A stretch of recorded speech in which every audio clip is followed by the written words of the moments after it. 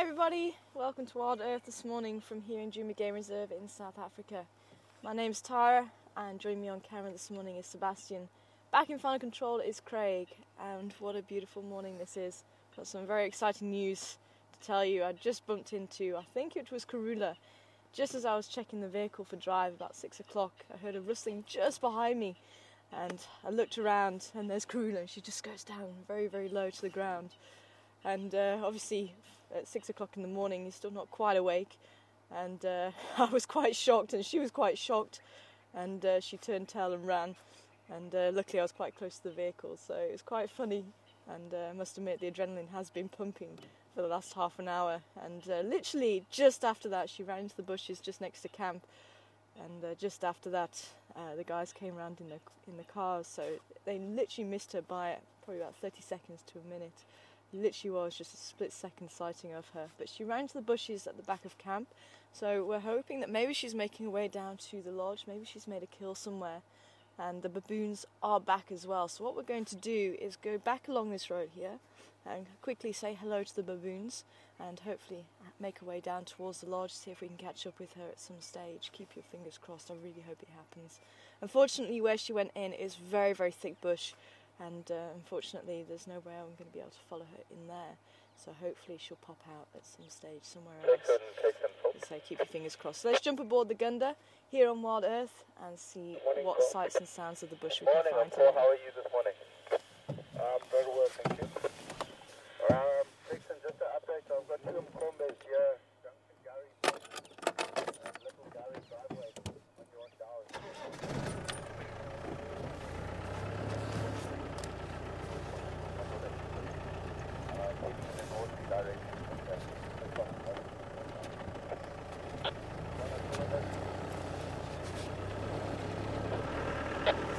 Okay, you're right by, so you can lock up all right.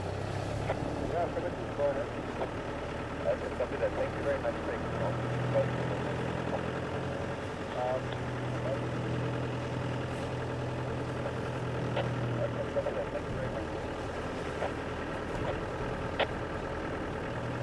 Texan, man. Yeah, morning, Good morning, Texan. Karula looks like was just around our camp about 6 o'clock this morning. She found it behind final control. She may be heading down towards the lodge.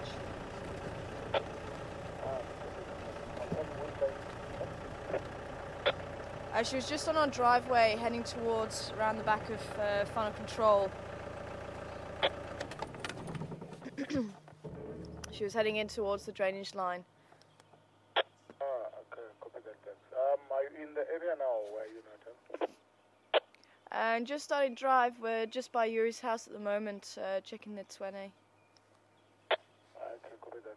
You think I can try maybe Garago shortcut area? I think she was actually heading down towards the lodge, so she might even be towards the drainage line. Confirm she headed north. Yeah, into the drainage line and fambering towards your lodge. Okay, copy that. Thank you.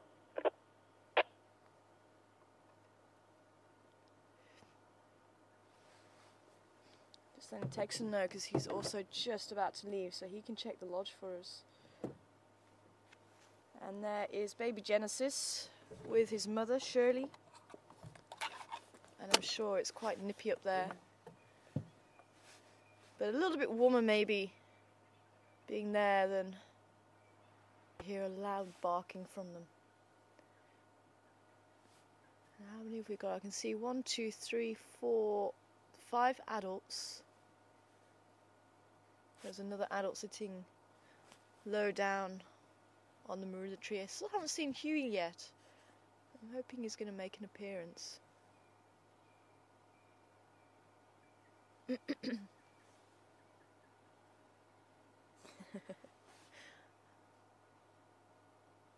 Little Evelyn, Mrs. Psycho's baby. Now these baboons have been named because they were being studied by Graham Cook, and that was probably for a good 7 years now, 7 to 8 years. Unfortunately, Greg Cook has left the area, but he's still going to be coming back to guide in this area, so he's still going to be checking in on the baboons. We're going to try and keep giving him regular updates as much as possible.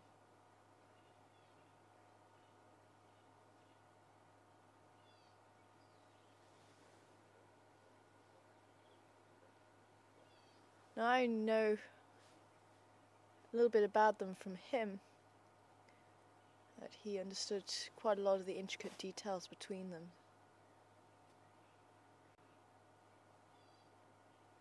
And with the group being quite small, I've now come to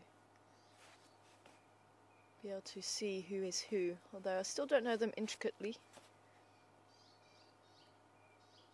Graham could recognise each and every one of them, even when they were quite a large troop, just from their rear ends sometimes, which was quite fun.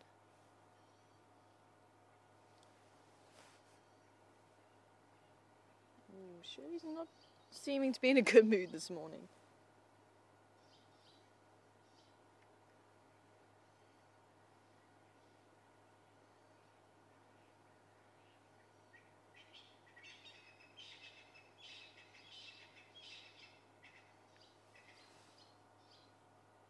And it looks like the big male sitting just to the right of Shirley, Tankman.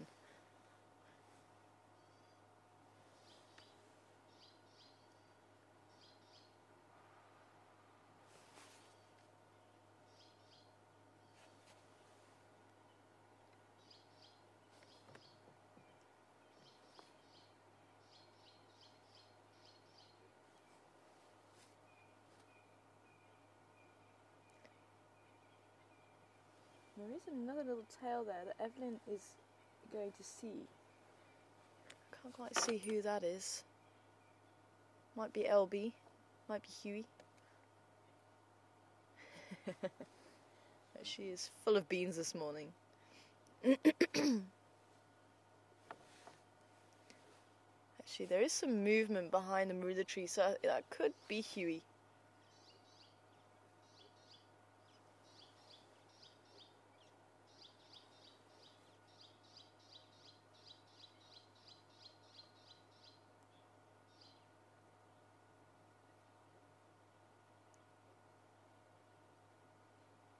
Now Huey is a little male, juvenile male, slightly larger than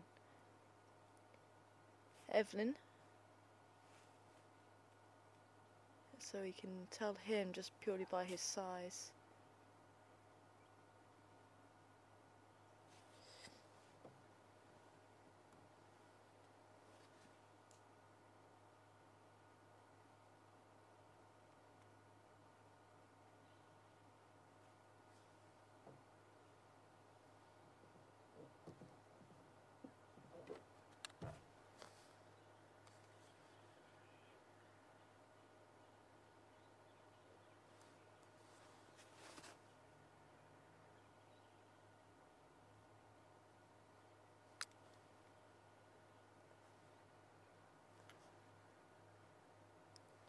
Which station with the Incombi on Gary Main?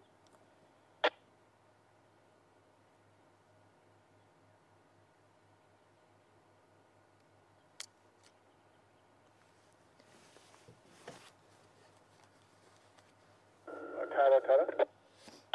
Standing by. Tara, the way she was somebody confirmed she headed towards room A side. It looked like it, Texan.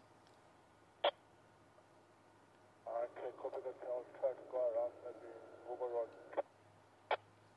Copy that. Who were you talking to a little bit earlier with the Incombi? Sorry, come again? Who were you talking to earlier with the Incombi?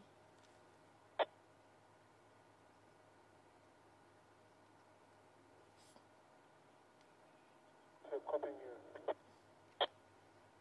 I'm just trying to find out who had the Incombi. Sounded like little Gary, possibly Gary Cutline.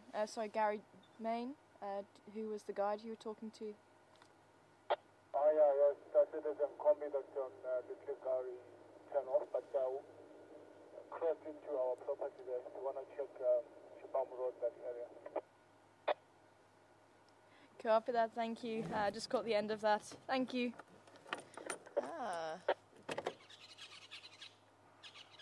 Did hear someone talking about rhino just on Gary, Maine, but it sounded like they were still on Little Gary side, but Texan's just saying that they were crossing over. So if Texan's having a look around the lodge, I'll see if we can maybe just head down there quickly, see if we can see the rhino, because I'm not too sure how long it's going to be before Karula pops out. And we'll see if we can try and come back a little bit later. I was hoping she was going to pop out fairly soon.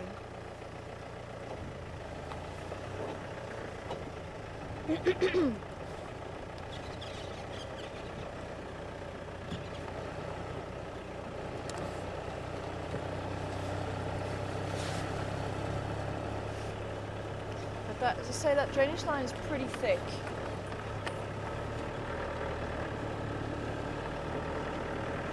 Texan, mate.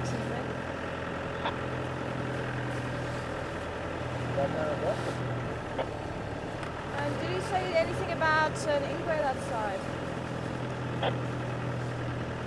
No.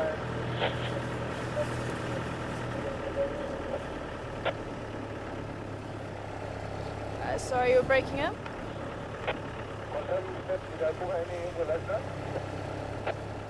The guide you were talking to earlier this morning with the Nkombi, did he mention anything about Ingwe?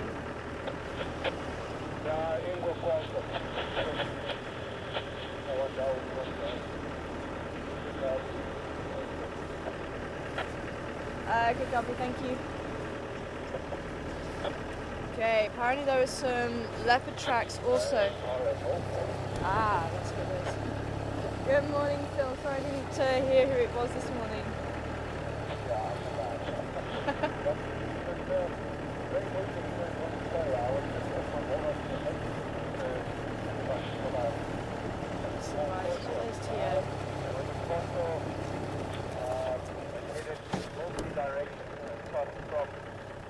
Gary, Maine, Little Gary driveway in a northerly direction, and then it went to a little mud pool.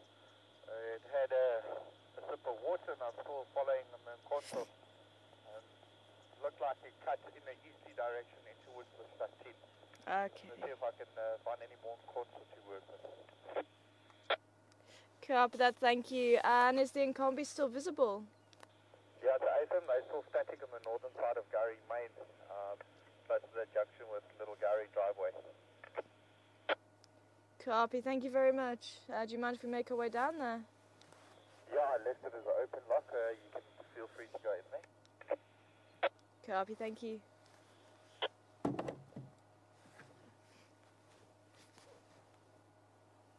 That's quite pretty.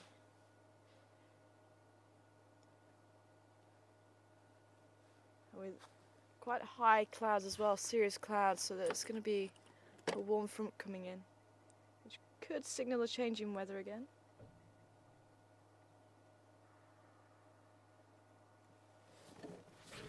Okay, so a slight change to the plan. So there was some tracks seen of a leopard.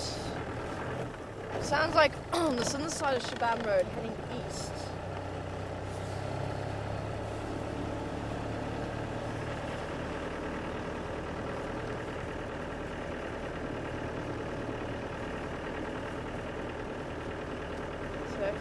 It's heading east from Gary, Shabam and Gary Main Junction. Could possibly have been going towards Treehouse Down.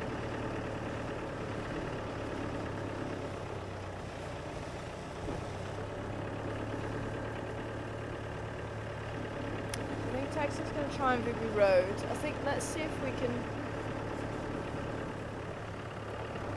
have a quick look down there and head back here.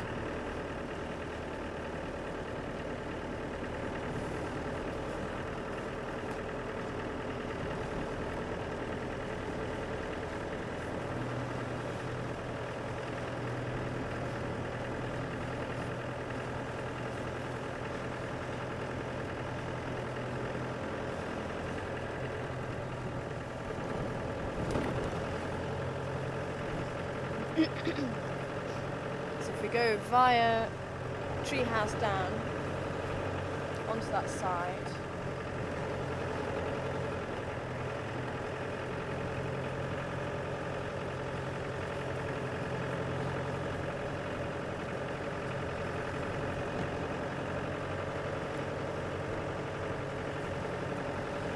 said it was a male, and I'd love to see if it's one of the boys.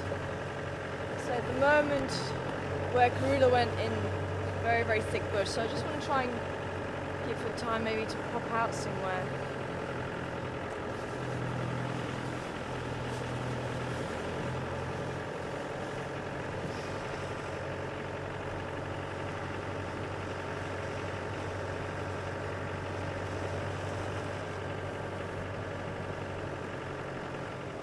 Certainly quite exciting.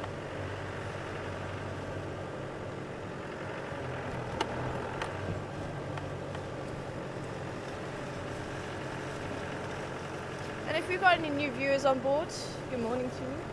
And if you'd like to ask any questions as we're driving around the beautiful bushveld here in the Djuma Game Reserve, South Africa, then all you need to do is send your questions through to questions@wildosafari.tv.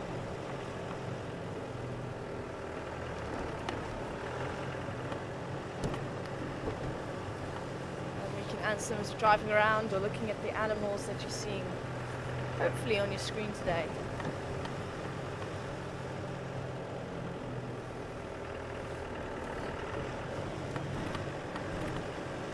Ooh, I can feel that mist. Quite chilly.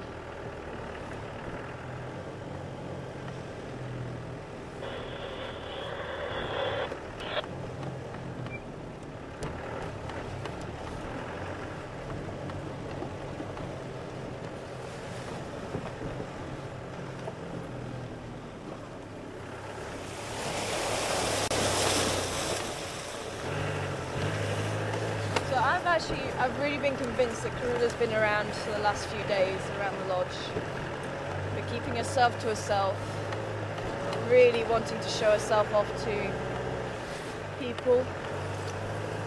She's been hiding low. But there's been a lot of calling around the dam and a lot of sort of unrest around there. But I do wonder where she was coming from and where she was going to. And sadly, there wasn't enough time to try and cast her track this morning, but I'll certainly give it a go if it's still around. I've tried to put a few rocks there to try and stop anyone driving over it. So I'm hoping that people are going to take notice of it. And I'm hoping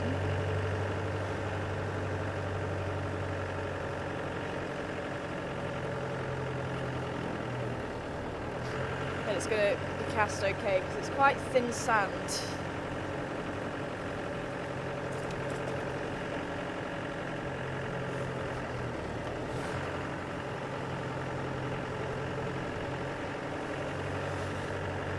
I think it's worth trying to have a look at the rhinos, because it's been a few days since we've seen rhino. It's worth having a look if they are here and they have been seen.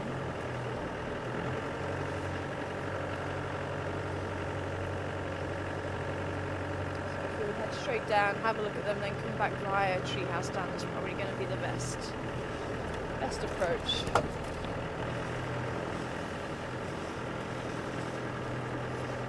So now on Shabam Road, and hopefully at the end of this road we should be able to see the rhino. Now you can see the radio, and I'm talking on the radio a lot. If anyone has never been on safari before, when you living in a reserve like this and you have a few guides in the area, we all have a radio, so we're in contact with each other. And what we do is we actually tell each other if we find anything of interest, especially the big five, or cheetah or wild dog, the animals that people would really want to see when they come out on safari. Or sometimes I'll say, hey guys, if you can keep a lookout for giraffe for me today, or if anyone sees any zebra for me, please let me know. And you're actually effectively working together to try and find these animals and increasing the chance of finding them.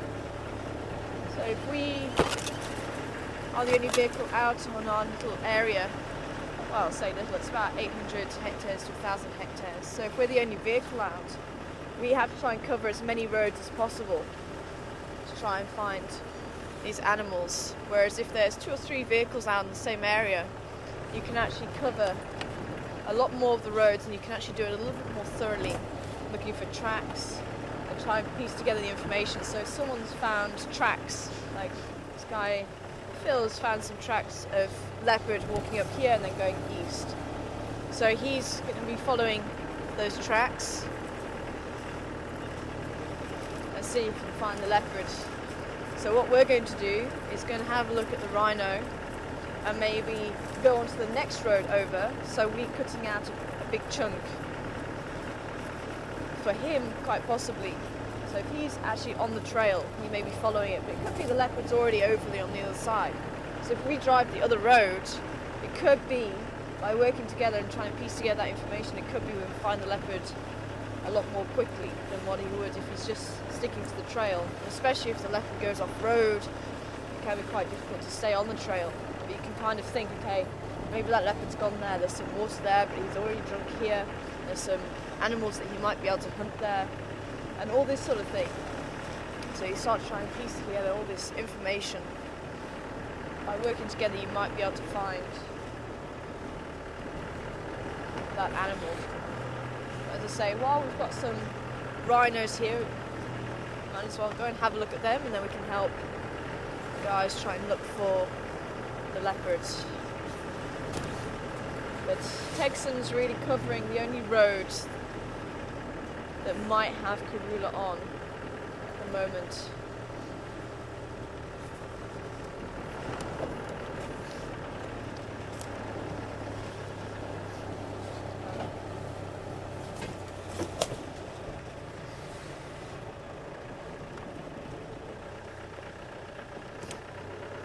I'm hoping these rhinos are still around.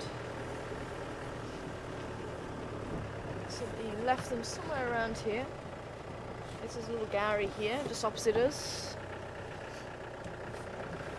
So they're fairly static just on the side, so they may have already gone into the bushes. Let's see, they've crossed through onto the fire break. Yeah, here's the tracks here. Okay, so their tracks, they've gone there, they've gone there, they've gone there, so it was this side they were on. And they crossed over again.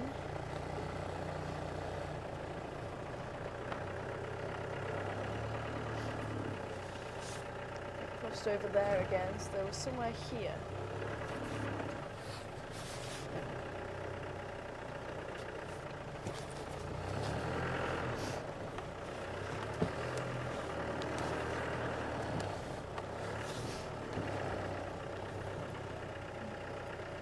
Unfortunately, it's driven over the tracks here, but it sounds like they're just here.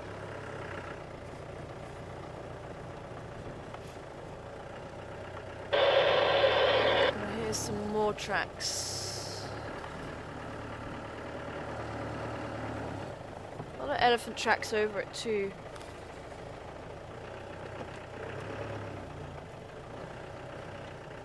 Nice big branch there.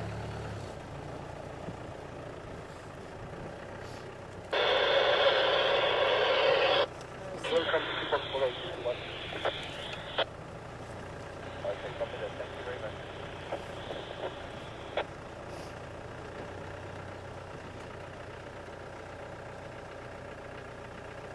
This can also happen when animals are seen, they can suddenly disappear.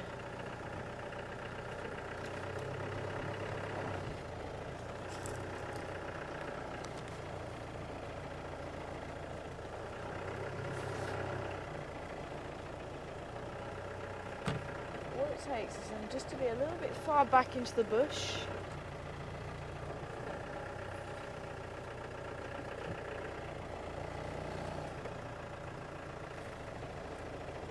Maybe let's just try that fire break. Maybe on that side. I can't see any more tracks here. There's a lot of elephant tracks over them. The freshest I just saw on that junction there.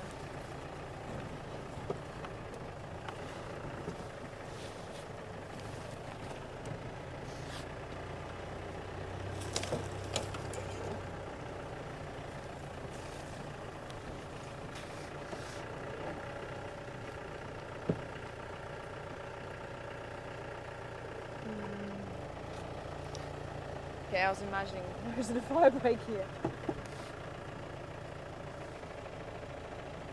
Come on, rhinos, where did you go?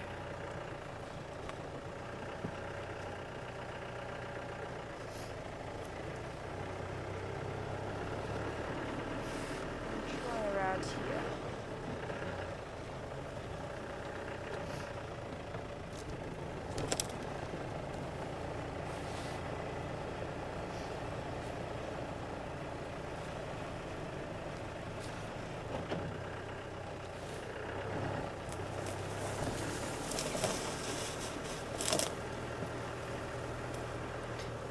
Drive down here just a little bit. So it looks like they were milling around that junction, but it looks like they may have decided just to cross over this side.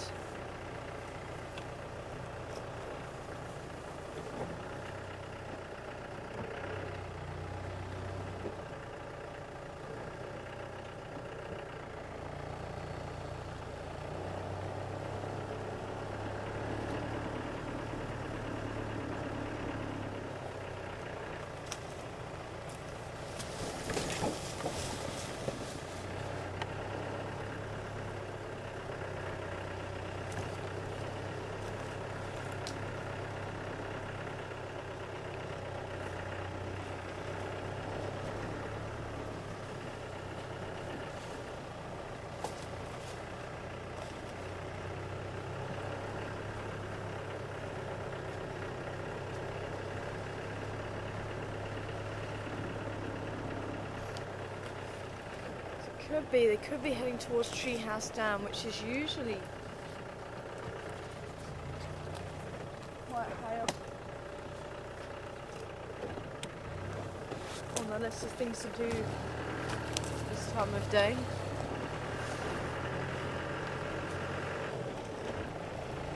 But it could be that they actually drank from a little pan just around here.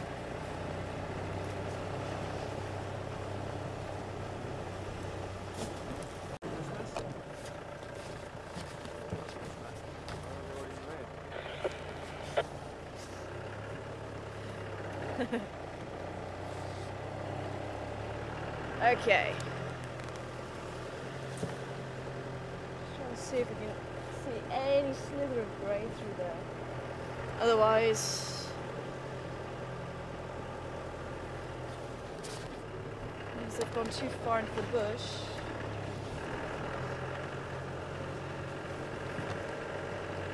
Getting a lot of signal breakup down here with the radios.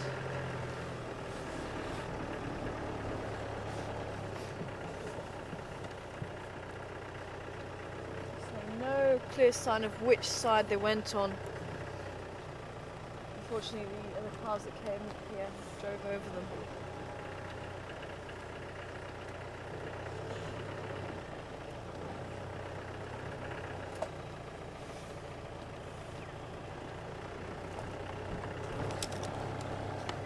Oh well, worth a try.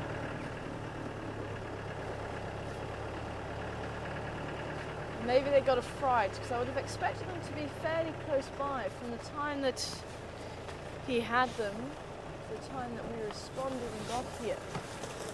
I would have expected them to be fairly close by. So they may have got a spook, or they may have just decided, okay, we're going to go to whatever area they're going to go to.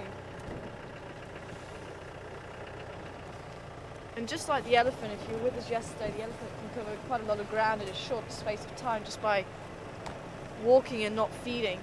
And the rhino can do the same. The rhino can cover quite a lot of ground. But let's just try this road, because a lot of times rhinos will cross over here. And apparently there was two, and I'm wondering if it's that male with the female. There's an old male, a fairly old male, older than the female at least. I think the female's roughly around 4 years old.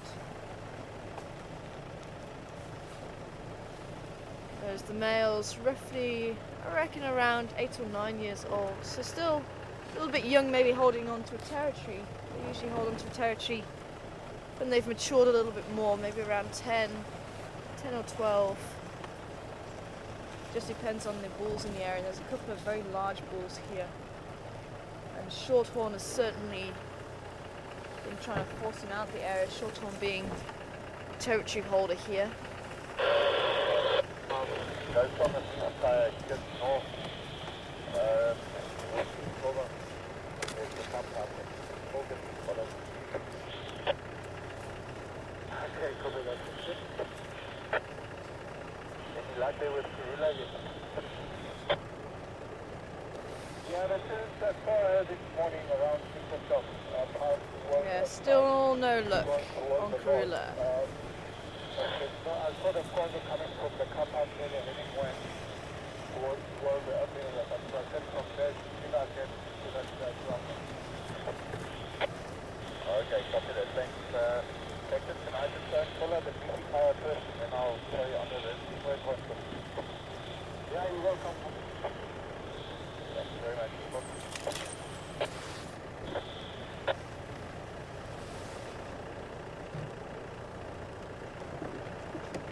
So, no look that side as yet. The leopard headed north.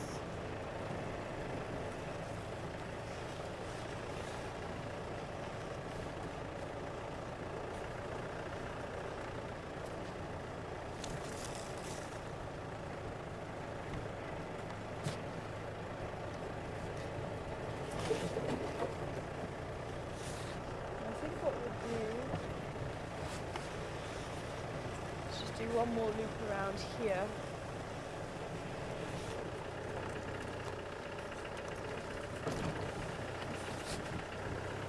Just in case the rhino taking the time about it, so I'll have a quick look at the dam, go back along there, maybe keep going along Gary Main and come up Zoe's Road. I'll try that. And head straight north on Zoe's Road. Just in case they did go the other side.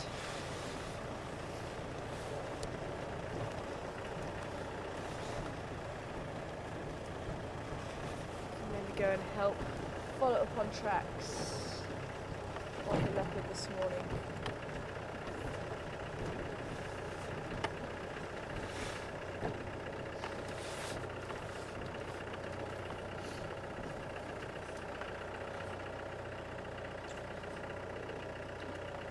Oh, the baby rhino's been here. Very old though. Wow, that is a very small track. I've got to show you this track. Unfortunately, the light is not great, but you might be able to see this track. I can try. I'm hoping we're going to be close enough.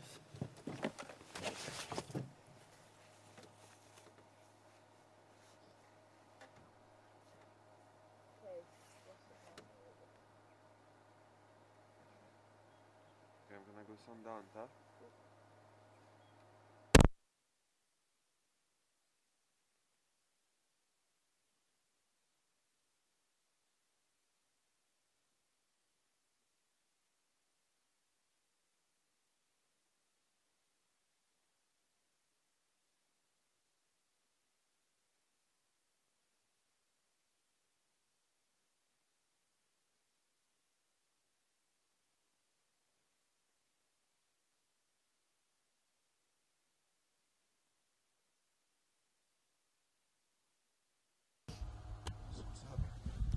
I'm hoping we're going to be close enough.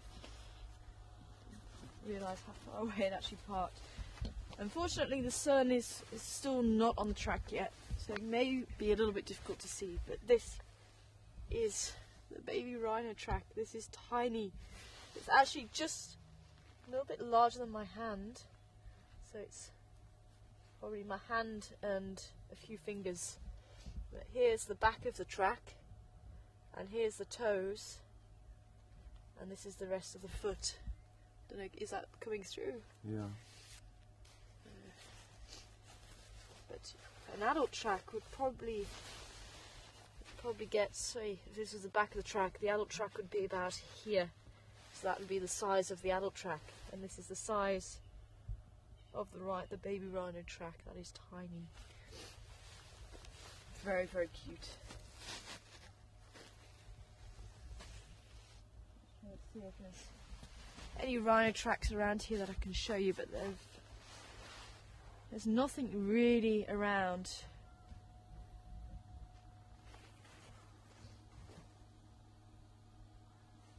Those are old, unfortunately, so there's been a lot of other movement, a lot of elephants. I don't know if you can see this here. This is an elephant track here. Nice and rounded, but again, not too much detail. But they did walk through at one stage.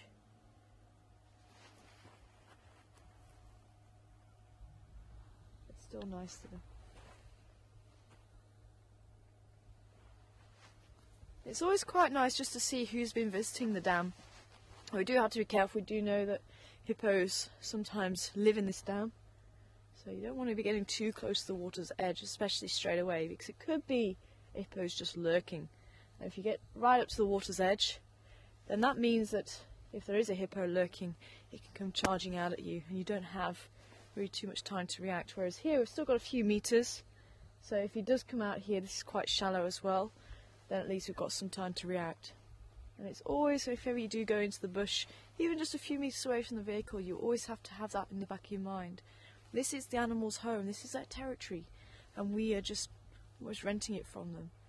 So you have to always keep in the back of your mind, you have to keep safe. So we don't go too far away from the vehicle. If we do, then we sort of keep eyes and ears alert as we're walking through the bush, and we just keep in the back of mind, okay, if I'm walking past that tree, that'll be my safety route. There's a termite mound there. If there's a problem, I can hide behind it. So you always have this going on inside your mind. So always safety is number one. Okay, well, let's jump aboard and see if those rhinos have popped out along that road yet.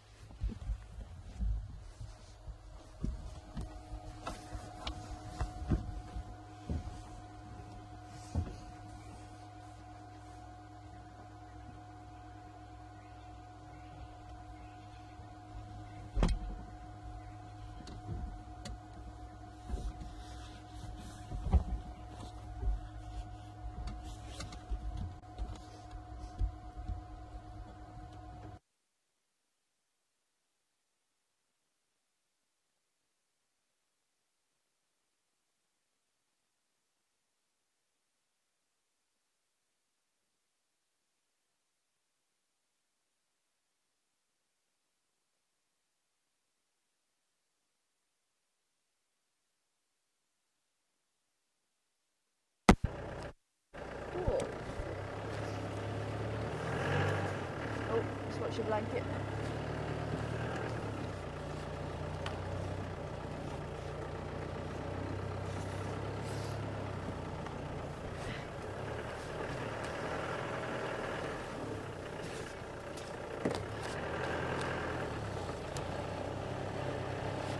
One more go. One more go. See if we're lucky.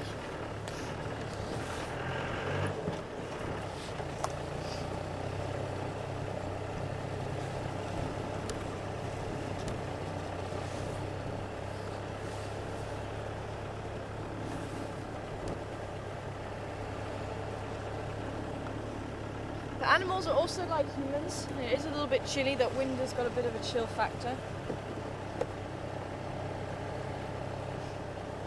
Sun just rising, it has dipped in temperature a little bit, but it should come through.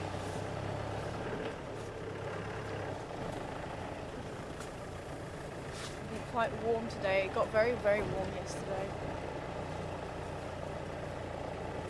To the extent I regretted putting trousers and a long-sleeved shirt on yesterday. The heat of the day. We've got some guinea fowl.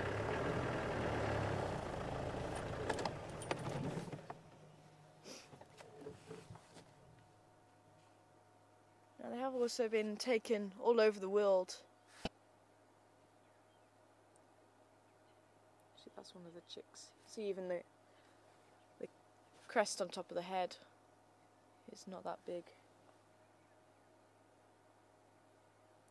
And if you're close by a flock of guinea fowl, you'll hear them just chirping very, very quietly. And that helps them to keep in contact as they walk through very long grass, so they don't necessarily have to see each other, but they're constantly talking to each other. It's like a...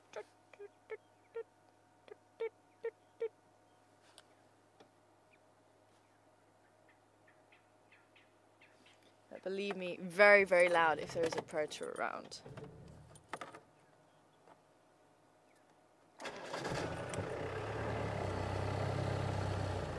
So they have been confusing me a little bit, but I think Karula has been around and they've spotted her, but she's not been too much of a threat, so I think they have kind of just been chatting a little bit. But they've not really gone all out until she's tried to hunt them. And if we do have any new viewers, Karula is a female leopard, and she paid a visit to us this morning. So I think the adrenaline is still there slightly. It's only just starting to wear off now, I think. Seeing her on foot this morning, I was just checking the vehicle, and it just goes to show she does still come around the lodge. And I'd love to know how often her and me.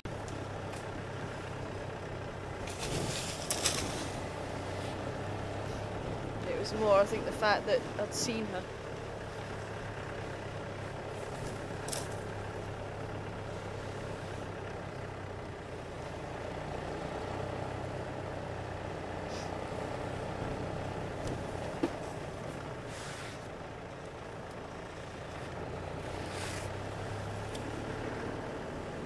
So let's head down Gowrie Main, just to see if we are going to hit it lucky.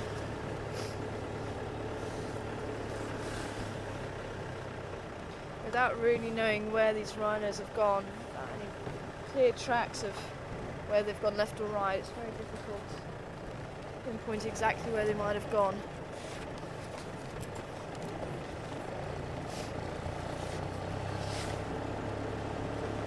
Might just see them through the trees here. Who knows?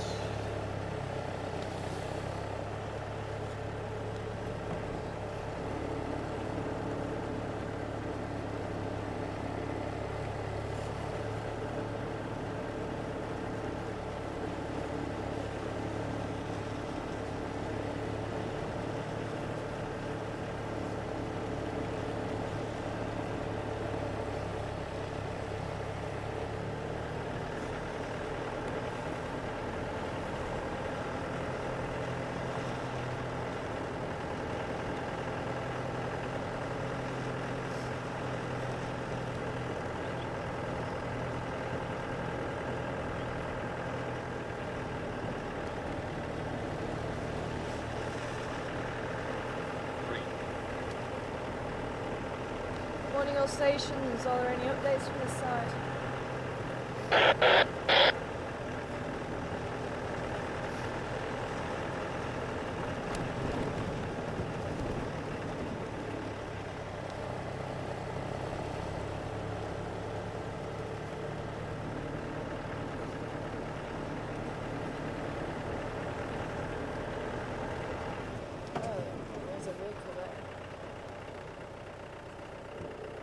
For a vehicle.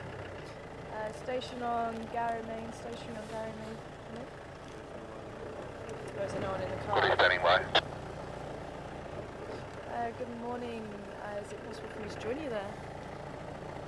Yeah, it's Combi here, and you're welcome. It's just myself here. Copy that, thank you. And our rhino are here, look at this. 2, 3. Just goes to show how quickly they can walk.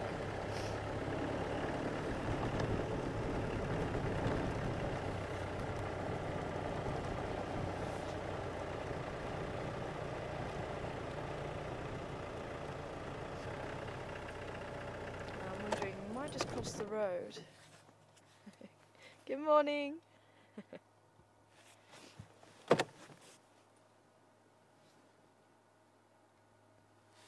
So searching for a rhino, we finally find them.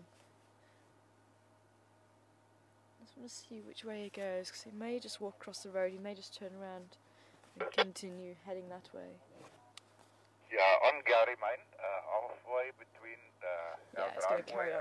and Okay, let's see if we can catch up with him.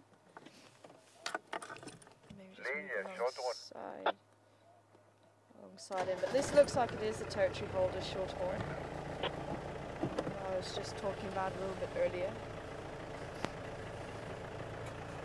And he's usually quite a relaxed run.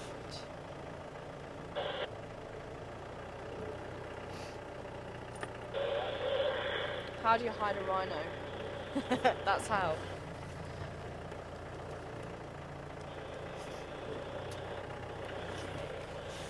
Forward just slightly, I'm going to put the nose in just here.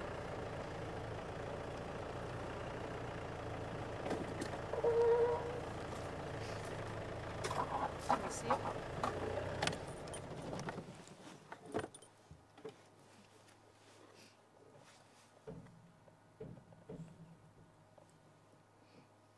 Now the reason why it's called shorthorn is because his horn, even though it's quite a large bull, is quite short for his age, and he probably has been in a few fights.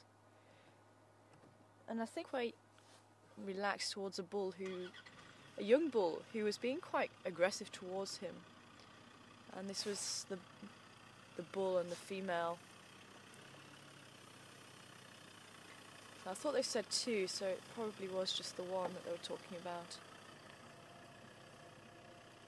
But the young male of about 8 or 9 and the young female, we've actually seen him gently persuading them to leave the area. He was following them. Should pop out from behind the bush there, there we go. Good morning. So I think, as I say, his maturity has made him quite placid towards those younger bulls. And it was the bull was being quite aggressive. He was pulling his ears back, he was bellowing. He was being quite a rude teenager, I think, towards the old boy. And he just ignored it. He didn't react to it at all. I was expecting him to maybe retaliate and charge at him. But he just carried on grazing, and I think that was irking the younger male somewhat. And he just quietly followed behind them. Almost as if to say, just, keep going, keep going. But quite often they will tolerate other rhinos in the area. And I think Shorthorn is one of those bulls who, as long as they show subordination, submission, then he's quite happy just to let them use his area. And there is a crash of 5 that often comes through here, which the young male and young female are part of. And there is one bull who has been challenging Shorthorn and marking the territory. Oh, we actually saw him, I'm pretty sure it was Shorthorn, charging into that particular bull around by Chelapan a few months ago. And since then we've seen them, and the two bulls also have come up against each other again. And there was no aggression shown between each bull. It was quite interesting. But you could cut the tension with a knife. But there was no bellowing, there's no pulling back of ears. Shorthorn came up and marked his territory. They used toilets. So they'll go in that particular toilet or midden. Kick his legs. So he's got the scent on his feet. And he marks his territory. Spread all of this continued on. Yeah, you're allowed to stay, but this is my property.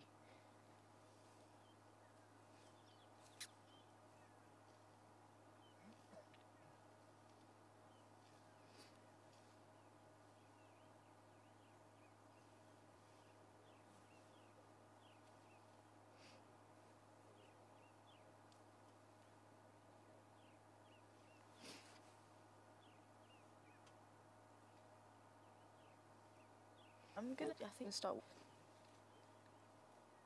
I might just come straight onto the mound actually. Let's see what he does actually. Because I was going to go around the other side and maybe try and get his face in the sunlight. But I must admit, on a few drives with me where we found rhino, I definitely have a very big soft spot for these guys. And they're not the aggressive creature that a lot of people portray. You can see he's quite happy grazing. This is a very relaxed rhino. Occasionally you might get 1 or 2 rhinos who are not quite happy around people or vehicles, but 9 times out of 10 they're more likely to run away. They're such a gentle creature though.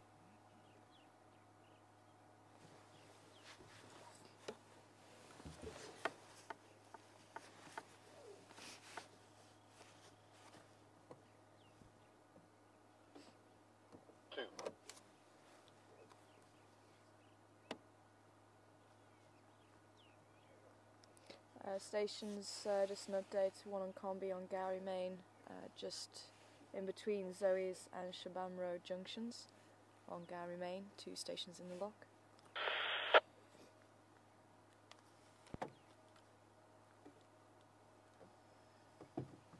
Yeah, it's the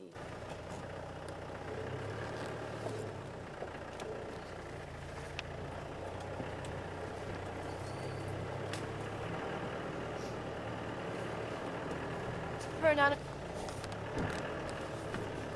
So they are capable. Yeah, I'm going to go around that way. So you are talking about 2 tune-ups a day. Upset them. You never want to underestimate them.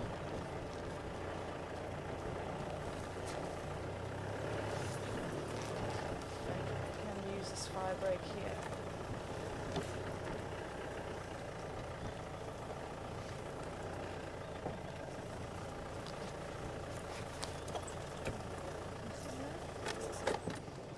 So we make turning and turning, and that's always quite funny to watch a male following a female, because if you see he keeps turning around and he's constantly grazing. Here comes the Swahili name actually means rhino guard, because they constantly find rhinos. There we go. Oh, nice to go to this. Even though the oxpeckers are on the rhinos, she very rarely sees the bird droppings on them, and I must admit I agree with her, and I think quite often they do angle it and they enough away. Quite often misses, but occasionally it looks like it does hit, and that's the first time I've seen them. So Peggy, I hope you're watching.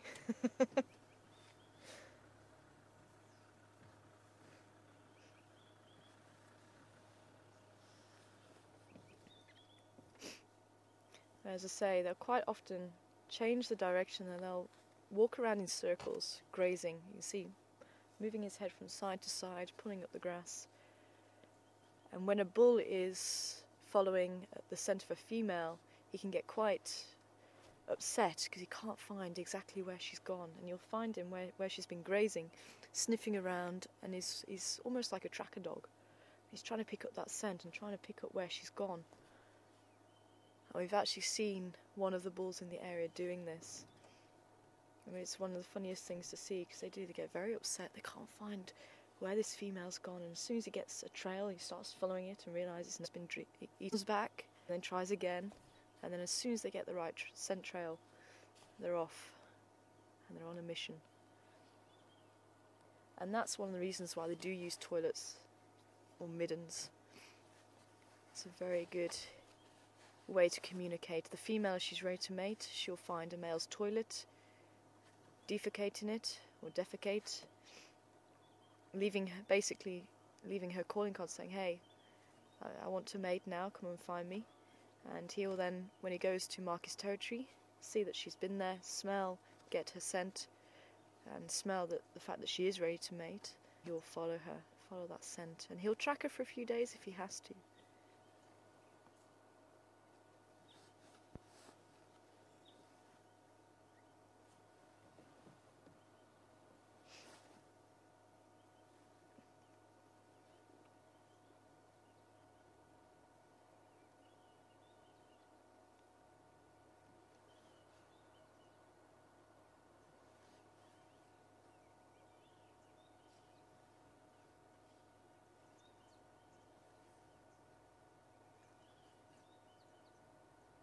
I think he's going to come back out onto the road.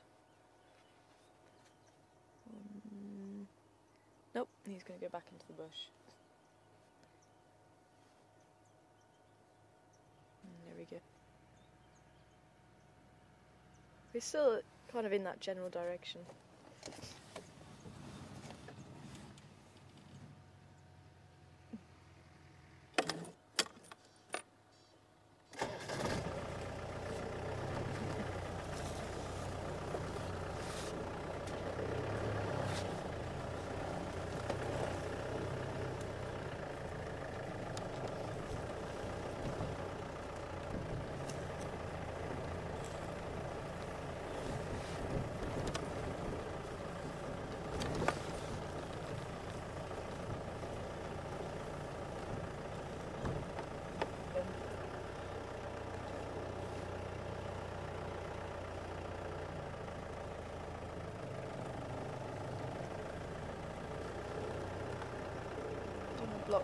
his view.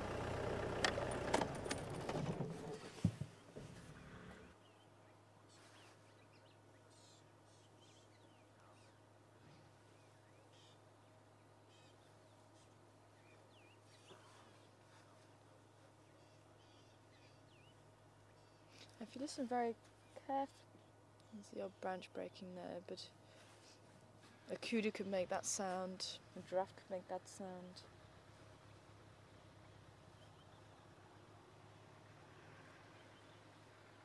It's going to come out.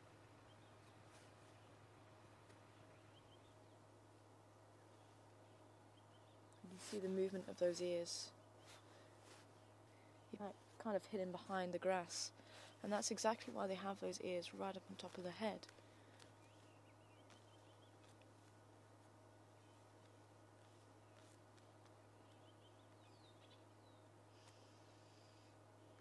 So they're not very possible. You can't quite get a clear indication of.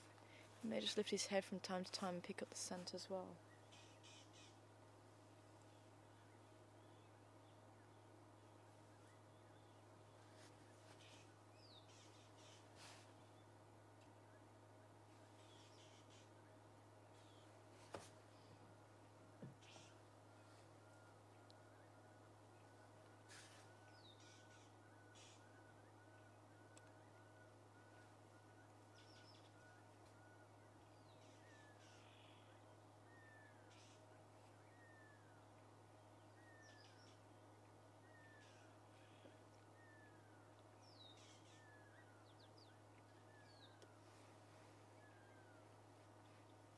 If you listen to the owlet calling, it's that one that was increasing all the time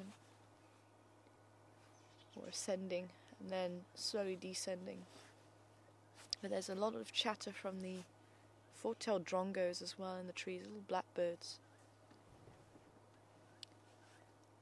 But the pearl-spotted owlet may be out and about. I'm surprised these birds haven't gone to mob it actually. There it goes.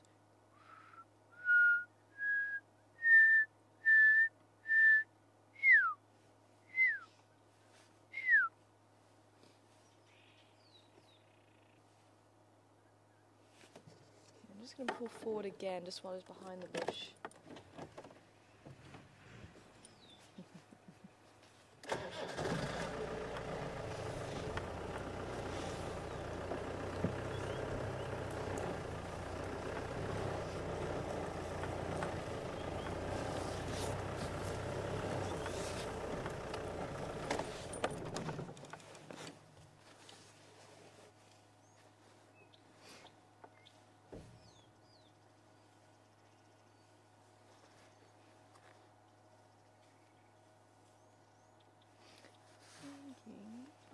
Maybe we can actually go around that side. I think it was pretty open hay. So I was hoping it was going to cross this way, but let's just see.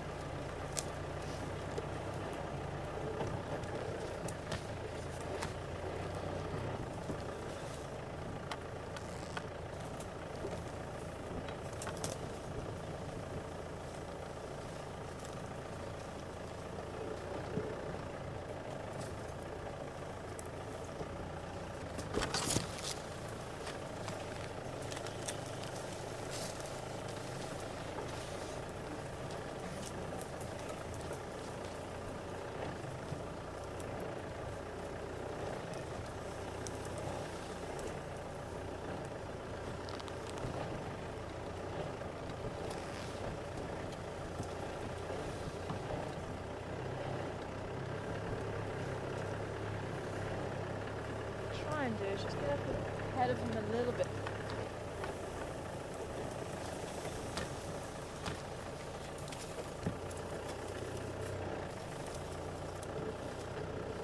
I be on this side of this tree. There's always a tree just in the way of where I want to be. There we go. So we don't want to hinder wherever he wants to go, because he may be using this pathway. He may decide to go back out there. We don't want to hinder him in any way. So if interrupt where it is they want to go and where they want to be.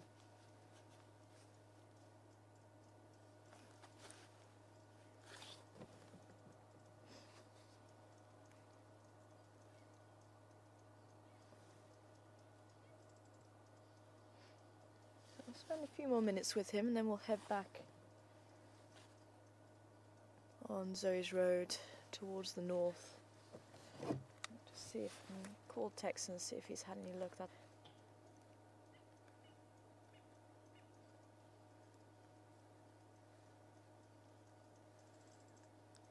Phil, come in.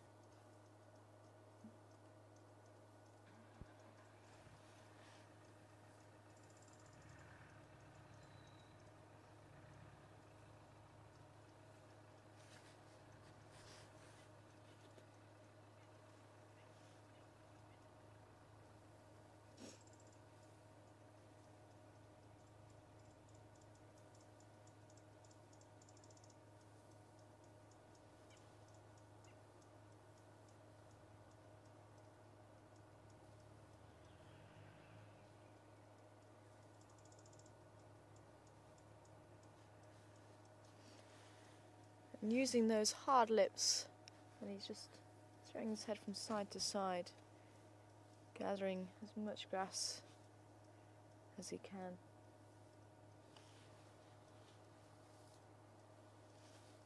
And then he'll be transferring it to the back of the mouth. He'll be sucking it to the back of the mouth where the molars are to grind down everything that he's gathering. So he actually props it with his teeth. With his lips, sorry, rather than his teeth.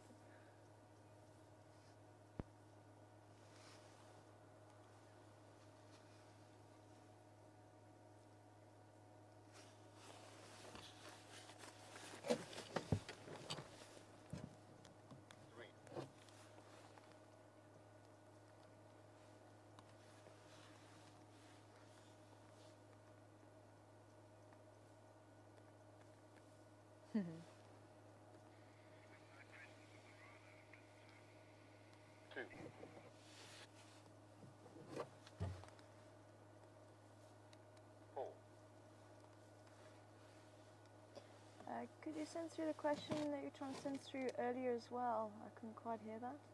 Morning to you, and wondering if we continue our safaris during the winter, and definitely we do.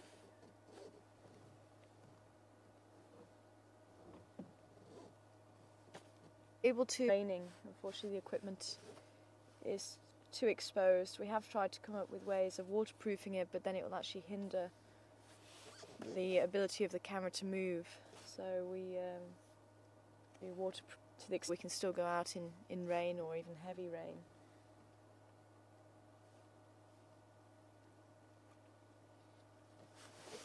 Okay, well let's see if we can... A low area where the radio signal is not great, so I'm not actually able to hear what's going on.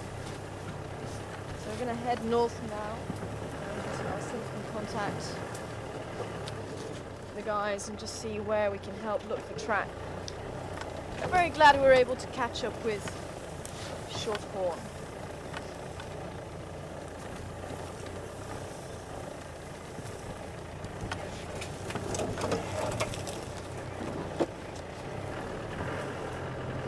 Good morning to you, Rand.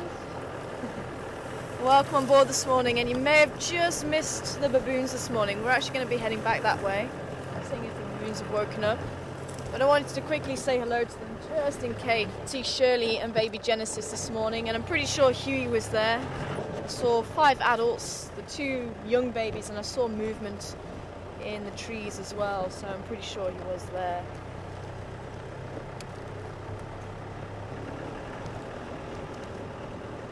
Stations leaving the one in Combi, Gary Main, close to Zoe's Road Junction, open lock.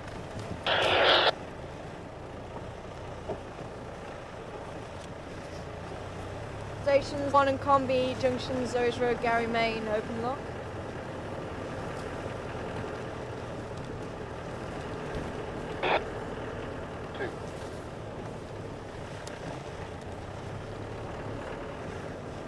Texan, come in.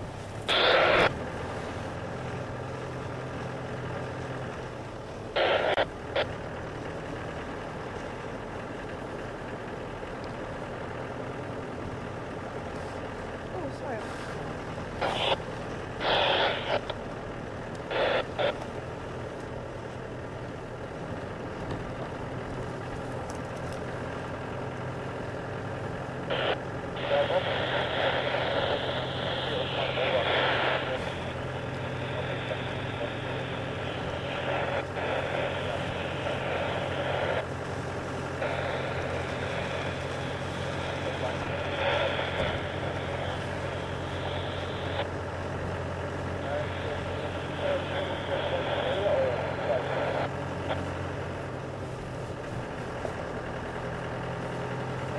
A lot of radio interference at the moment, but something's going on.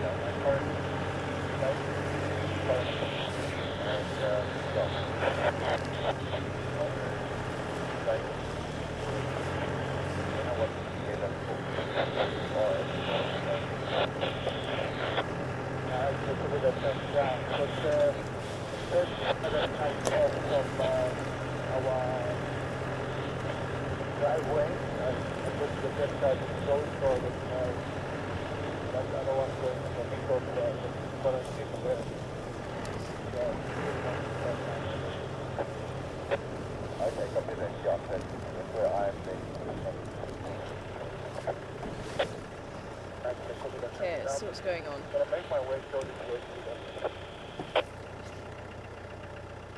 Phil, come in.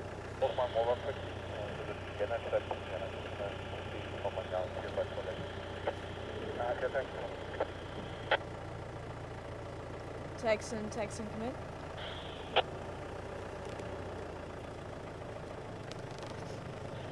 Go ahead, Tyler. Texan, I was getting a lot of static on my radio. Did Phil catch up with Karula? Yeah, so I got in contact. I tried to follow up on that. Confirm what Amazon you got any on? Caught up with the one on Combi. I was in a very bad signal area on Gary Main, close to Zoes Road Junction. Check with the sensor. Is it still trying, bladdering the contact for Karula? Okay, copy. Were the Nkonzos from the Madoda Ingwe he had earlier? Yeah, that's in Conzo, I think, somewhere near quarantine area. Copy that. I'm on Zoes Road at the moment. Did he say, could she have crossed over towards Rebecca's Road? Yeah, somewhere close by quarantine area. I'm on, taking to the 13 again now. Maybe it's the time that you said. Copy that. I'll try Zoe's all the way and then come back down. Sorry, confirm she went east from there. Oh, hello, zebra.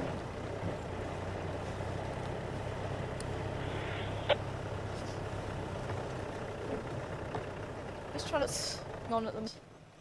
So apparently there's tracks of Karula on the quarantine area, the open area. And apparently they're heading, it sounds like they're heading west, which is basically where we are, west of the quarantine area. So there is every possibility we might bump into her just at the end of that. So maybe we should try Rebecca's Road first.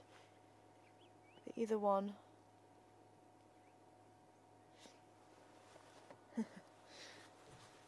But I'm pretty sure this is the 3 zebras that we had a couple of days ago. They're very relaxed. So going upon.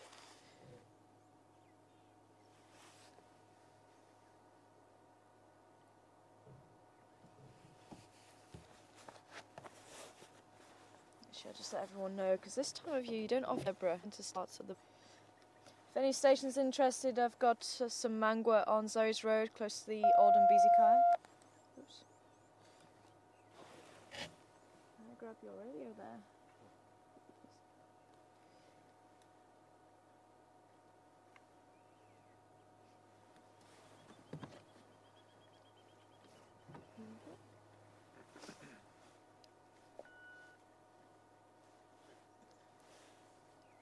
Sorry, if anyone's interested, there's some mangua close to the Oldham Kaya on Zoe's Road.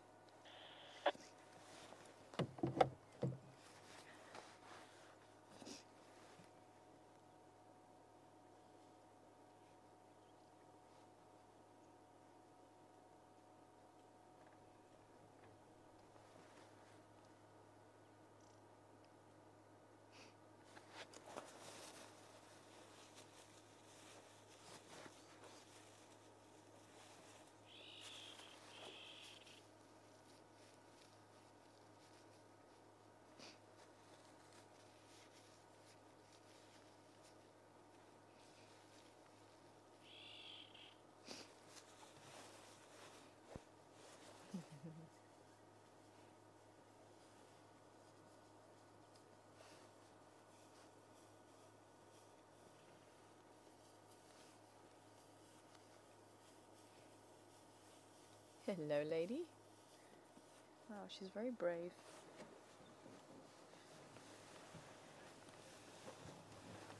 And here comes the stallion, bringing up the rear.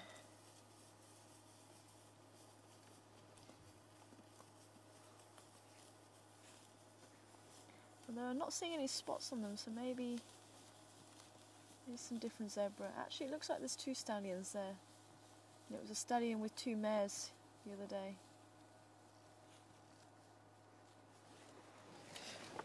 Maybe it is some different zebra.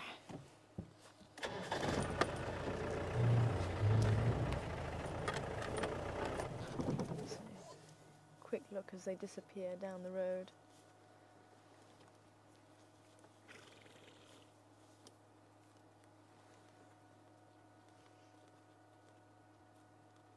And this particular species of zebra, the common or plain zebra, lives in small family groups. So I'm thinking this is probably a stallion with his mare and she foal. It might be very close to leaving the family group there.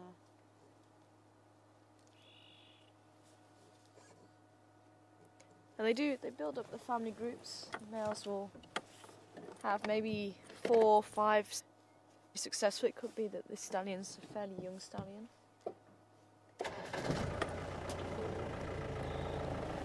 And he's not really had a chance to build up his family group as yet. Okay, so we are now in Karula. Everybody who's watching thinks about seeing Karula and the cubs, maybe it'll come true. Our Queen of Juma, and she really is quite a cat.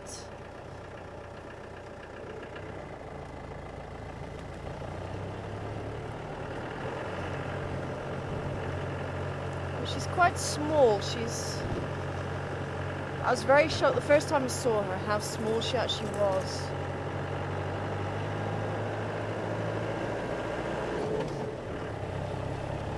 I think I'm 40 keep.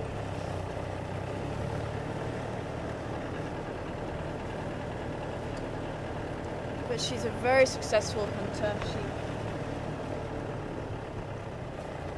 She takes advantage of tea that's to her. She tends to hunt quite successfully during storms. And she successfully reared 2 litters so far, and she's got cubs who are about approaching 6.5. She really shows her ability to survive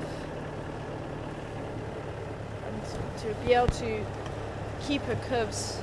Easy cub mortality can be very high amongst the predators. And that's one of the reasons why they generally have a few cubs at a time. They try and at least get one through to adulthood.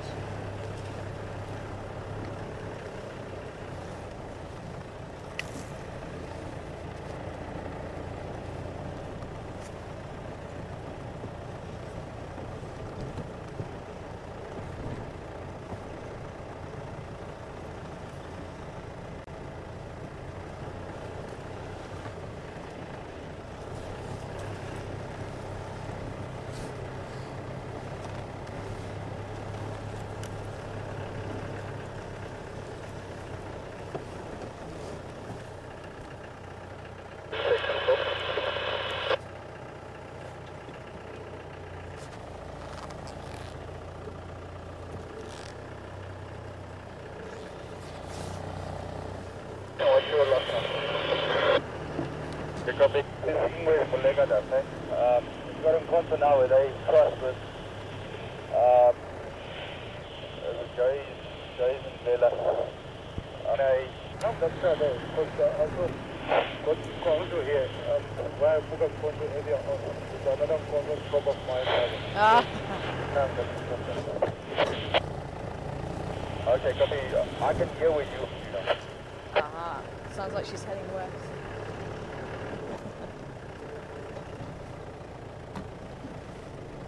Yeah, I've got your visual. About okay.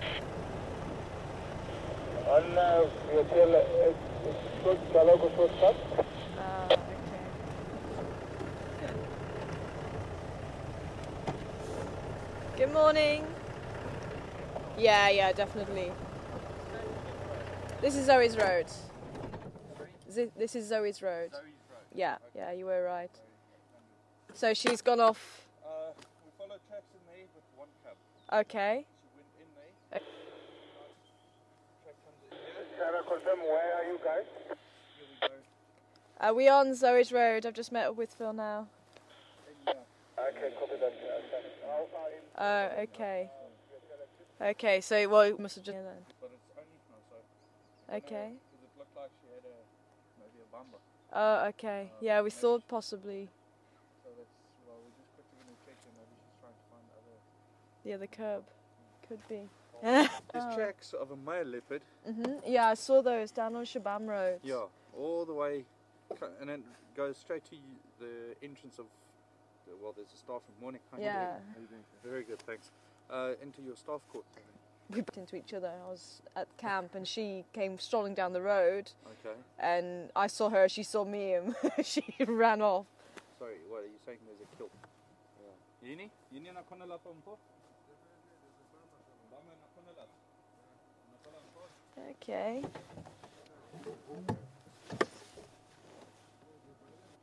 Explain what's going on. I'm just meeting. Let me see if I can just pull up a little bit further.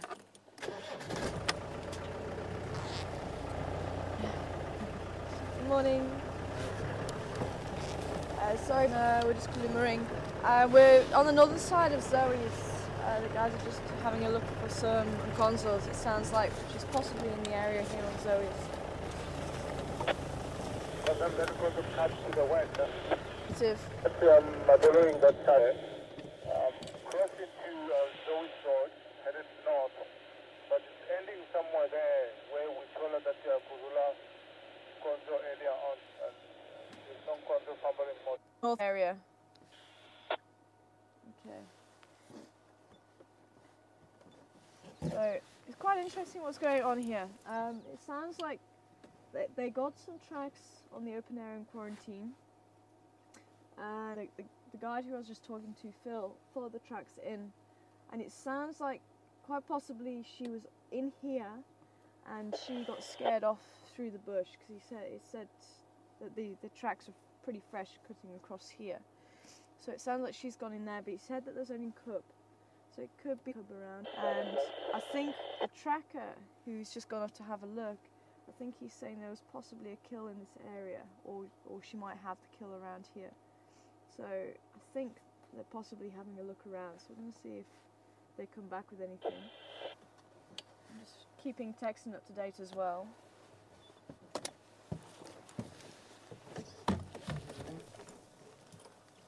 Texan, go ahead. Confirm the weather you guys spoke that I cut it to the north, not to the west. Yeah, of course this concept north. Maybe what I must do, I will try to go on the power line, join up with the Impala plants and come from the other side. Because if she went into the bush, maybe she might stop out there. So I will just go around on the power line side. Copy that. Yeah, I'll keep a lookout around Zoe's road. It looks like Phil's just heading into the Slatina a little bit to have a look around there. Okay, so just take the power line towards the... Cut through into that bush there to the west. Pop out someone. Copy that, yeah. I'm gonna see if I can maybe go south on Zoe's and onto Impala Plains from the eastern side then. Copy that, south.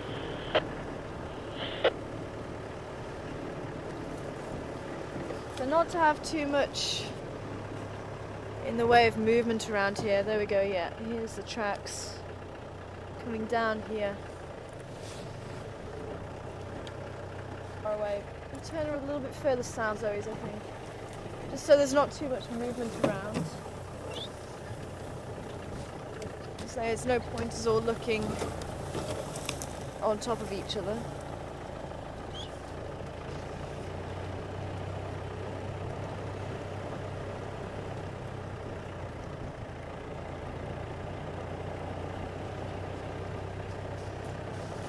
Checking these trees here because they could be right, because that's what we actually thought. Possibly she's bringing the cubs back for a kill.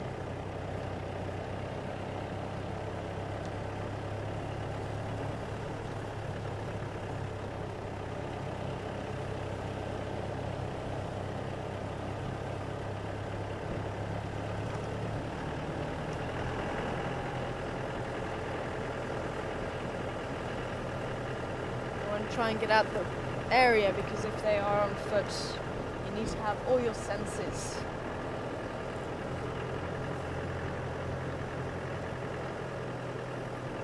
To be able to hear and see. So we're just going to head a little bit further down, okay? And the last thing you need is a vehicle driving around close to you, because it does hinder your senses. So we're just going to give them a little bit of space. Looking down here, because it could be that she's just crossed over and she's heading down towards Impala Plains, and I think Texan's also thinking the same thing. It's quite interesting though if they were in this area.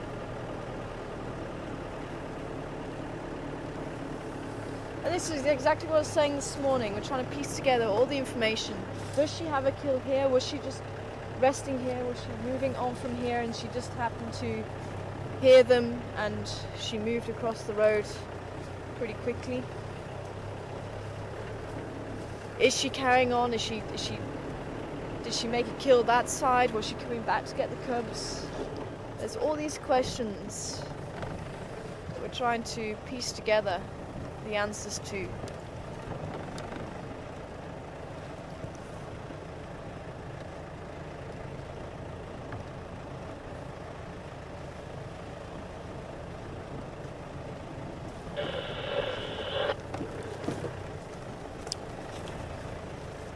They're standing by. Car coming. Standing by. Is there any other way of telling, or should I find the mobile then? As far as I know, I think it's just Texan. He's fambling down the power line onto Impala Plains. Oh, okay, copy. Stop for Rick or something. On Impala Plains, but where are you now? Yeah, I'm still on a little diary. I heard that short one, my daughter from the west north up Zoe's road. Can I bump it in? Yeah, sir. Copy, you follow anything this morning? Yeah, but still, not having any large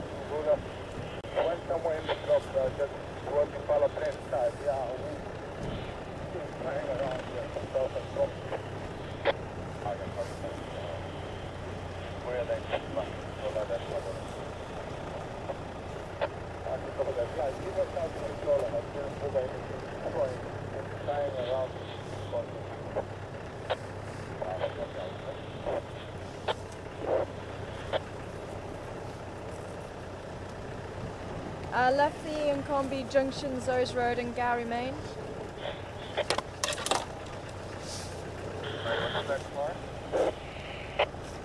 Left that on Combi, just on Junction, Zoes Road and Gary Main.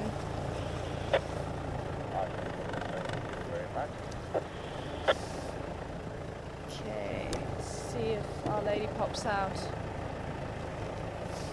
But if she has got one cub, then maybe she was feeding that side. Maybe the other cub, because we have seen the male go off by himself. And if she has had a kill in that block there, maybe he's still there, and that could explain why there's only one set of cub tracks. As I say, I didn't want to linger in that area too long.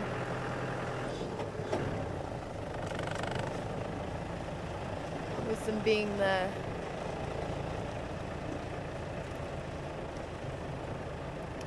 Well, what I will do is try and go back there, because I do wonder. I think she might have a kill somewhere there, and she's bringing the cubs back. And it could be she might have just got a fright, and it could be that once everything settles down, she might just head back again.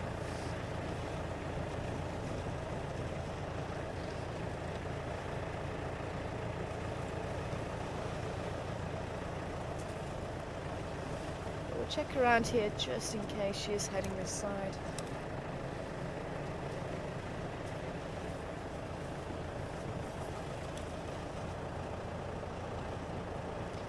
Sounds like possibly there's a male on her tail too, judging by the tracks that coming in from the south.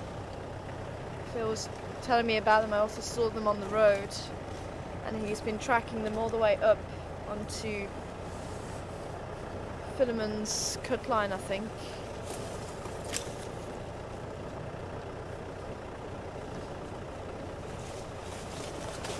I think they get to around Voyatella access road.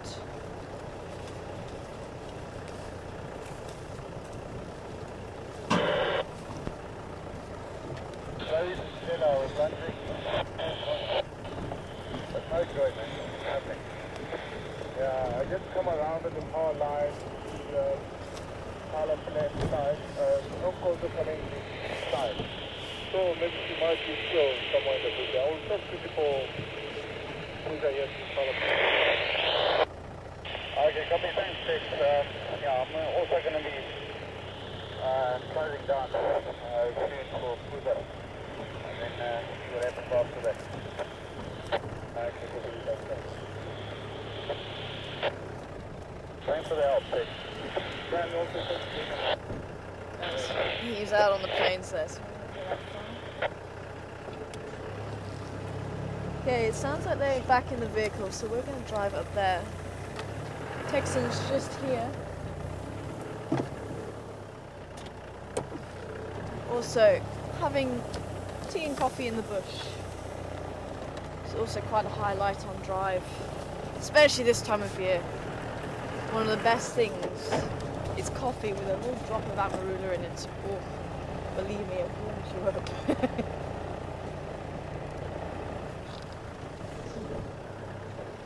Lots of hyena activity here. So I'm just going to take it slow. I'm going to let him leave the area. Let's just take it slowly and then take a drive up there.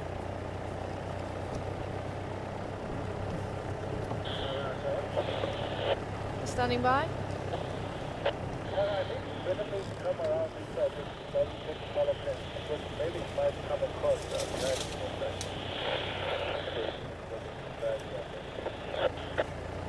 Copy that, Texan. I'm going to just try Zoe's Road once more, and I'll come up around the top and behind. We don't have great signal that side. I'll try to what for Bruce, but this will start. Yeah, this will start. I'm not entirely sure. I think Phil said it looked like she crossed Zoe's road, but it looked like there was only one set of Mampimpan and consoles.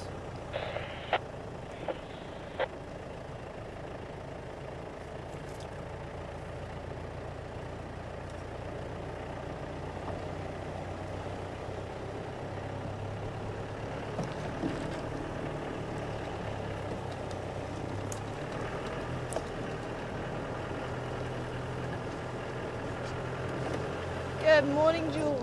Welcome on board this morning. Wanting to know if we named the cubs yet, and sexes are a male and female. We've definitely confirmed that. And I was speaking to the guys at Voyatella and finding out if we can actually name them, because we weren't the ones that found them first. It was actually another guide. So just talking about where they're going to stop.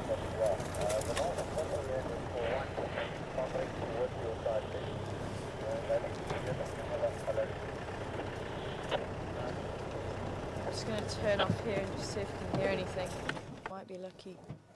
So yeah, unfortunately we weren't the ones that saw them first, and in Sabi San's tradition, whoever sees the cubs first is allowed to name them. And so obviously we don't have two names for the cubs, our names and the Sabi San's name. So we're trying to make sure that everyone's involved who should be involved.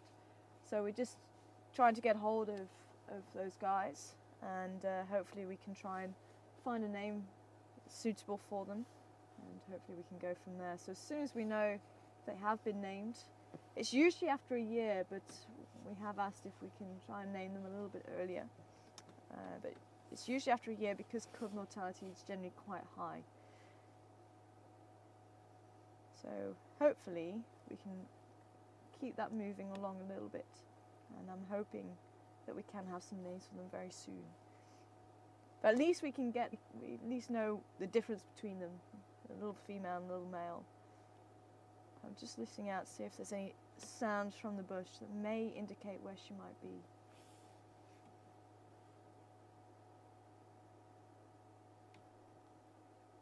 It sounds like we may have to go into a slightly low signal area to check on the other side. There's nothing coming through from there.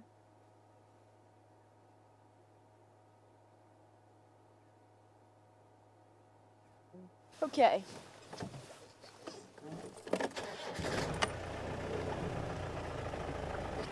We should continue on.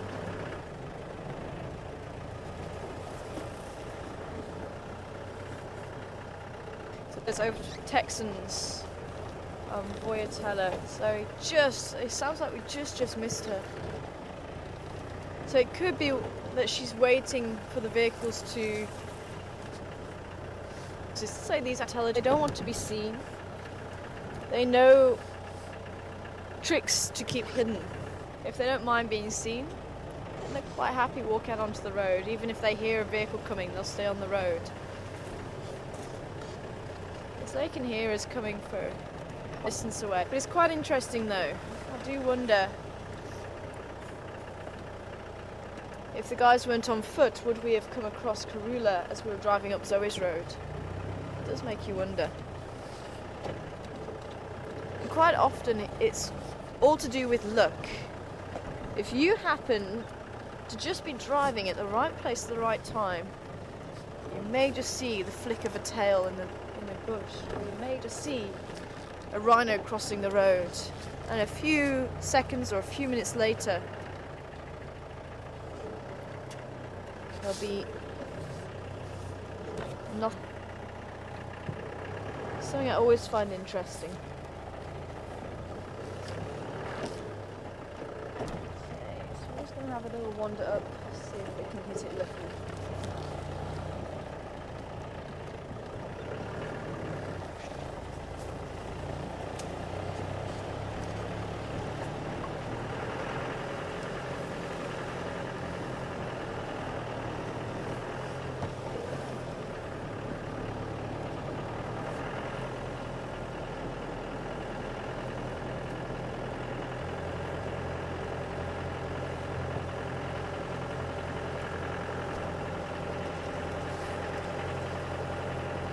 what is also quite interesting is Karula also seems to make use of the daytime, in that she tends to move her cubs around as the day wears on, and that can help to keep them safe from larger predators like lions, and maybe other leopards that may move around in the area.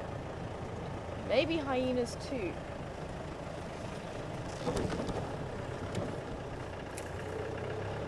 It's always quite interesting to see how the cats adapt, and I think that's partly one of the reasons why she's been so successful. She's well aware, and maybe she's so cool. So we just need to really check quite nicely here. Maybe she comes back. Maybe she doesn't. Maybe she stays in the thick of the bush.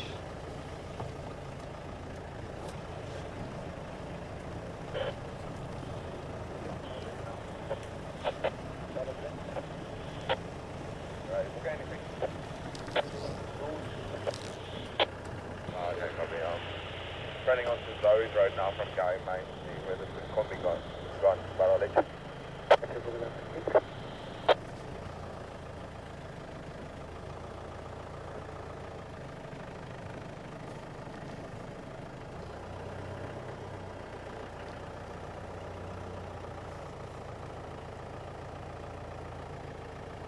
Honey badgers, I can't get a very nice track for you to see.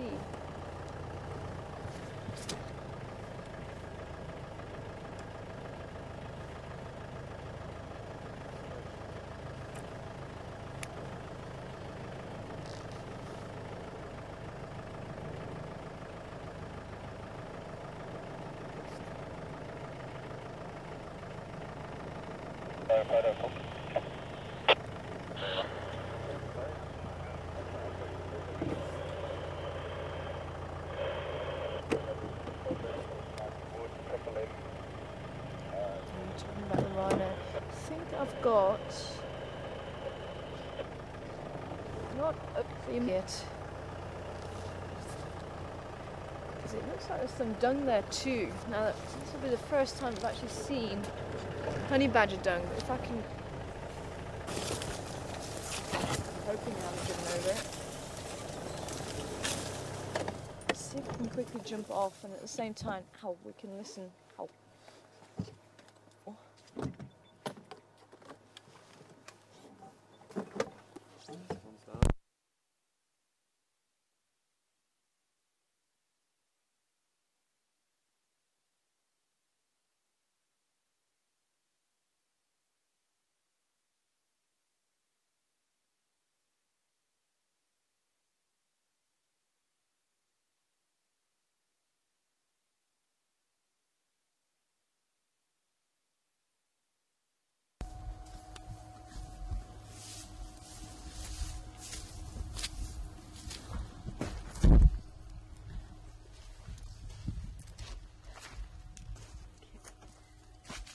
Unfortunately. Okay.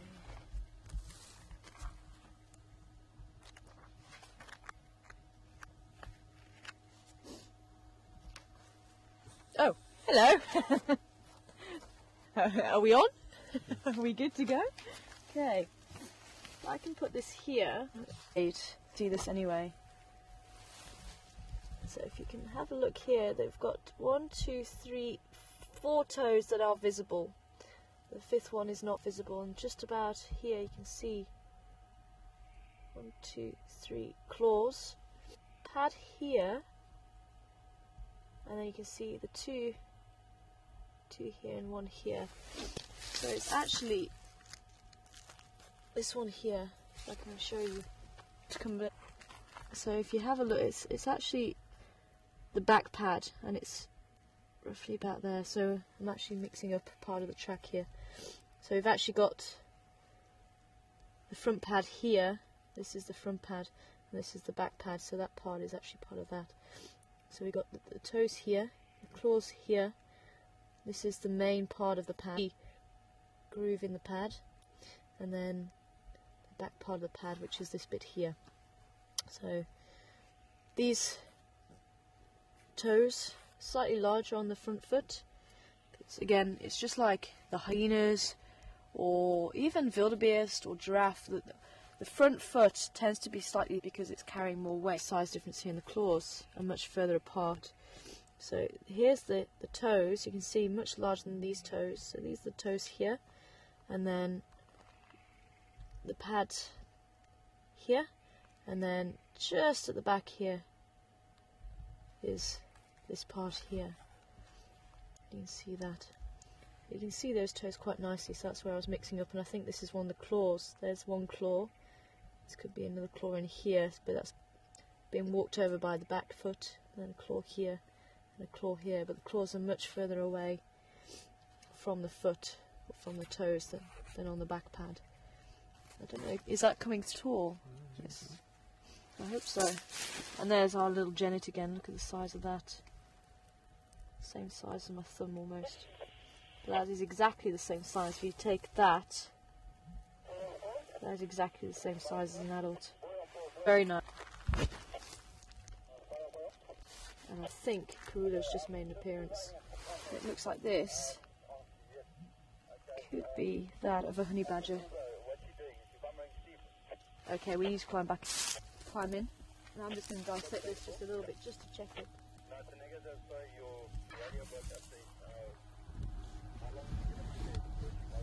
Yeah. Cool.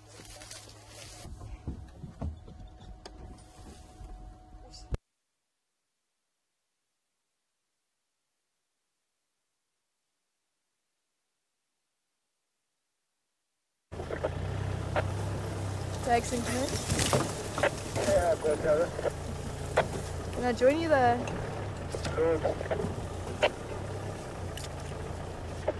Confirm she's not come out. I got her, she doesn't go too far now, but not allowed to go in. Okay, copy. Yeah, you can hear the you will come for that. Copy that, thanks, dude. Okay, sounds like she has actually possibly caught something. Okay, not too far away from Impala Plains, which is where she did pop out, which is... So she must have been taking the cubs to a spot somewhere around here. She thought she keeps doing that actually. She keeps taking the cubs to where she might be hunting. Possibly so that they can maybe watch from a distance and learn.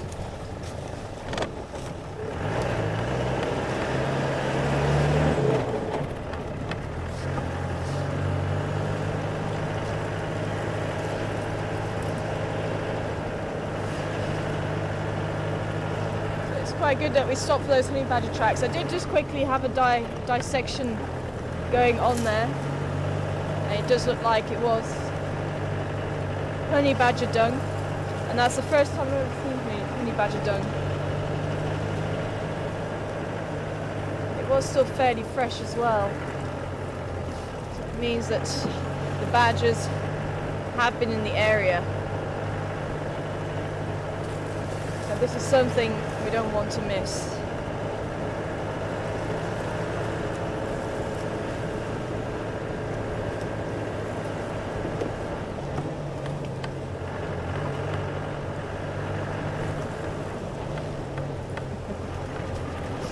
Texan saying, we're not allowed to join.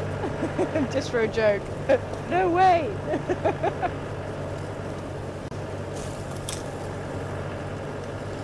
He's got a funny sense of humour, that one.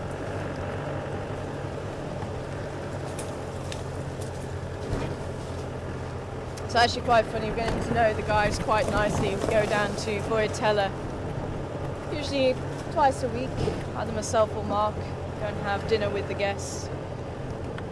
It does mean that we are getting to know the guys quite well. Okay, we need to look for Texan and see where where he is.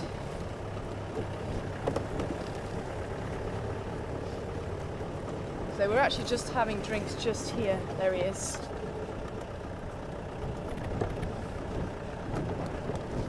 And there's Impala.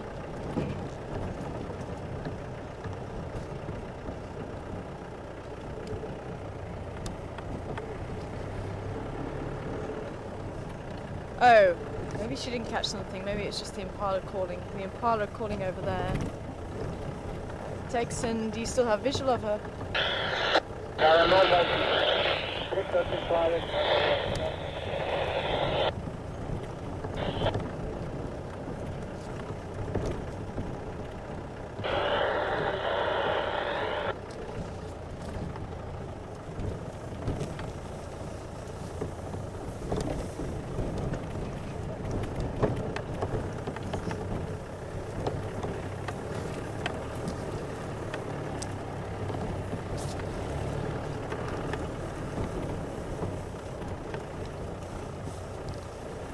We've got the Impala, oh there she is. The Impala snorting. I can see it, tail twitching there. Yep, she did, she caught something. My word, what a lady.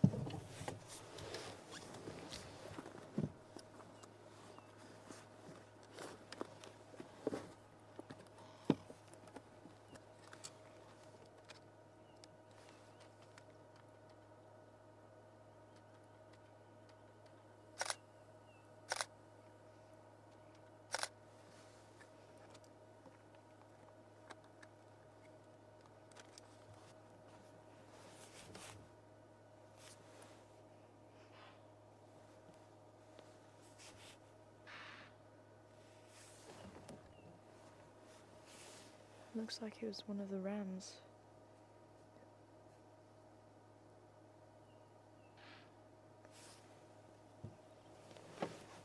This is the Lady of Juma herself, Karula, who we've been waiting to see if she'll pop out, and she certainly has done it in style. This is one of her favourite hunting grounds.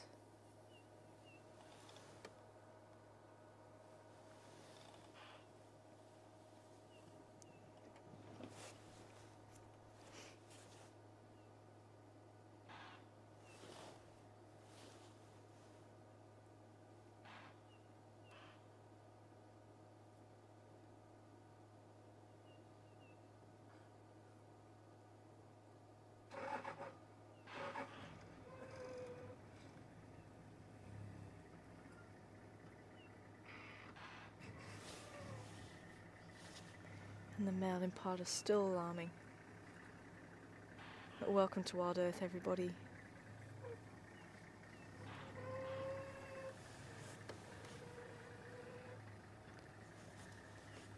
And Our Lady is going to be exhausted. And that impala ram is going to be weighing in probably around 50-60 kilos.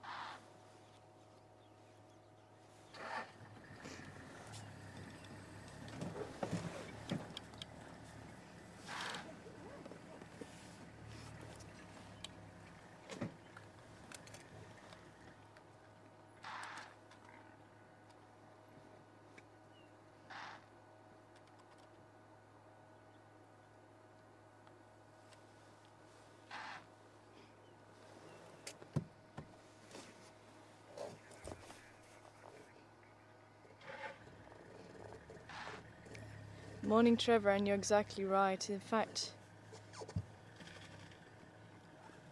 this impala is slightly larger than Karula.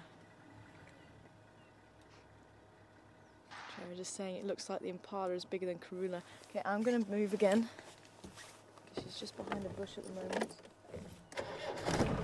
So we're not going to get on top of her. We're going to give space so that she doesn't feel threatened by us. Let's see if we can just get in front of her slightly again. See if she's going to... Yeah, she's going to try and get it into an area where vultures are not going to be able to see it, I think. She's just behind the tree there.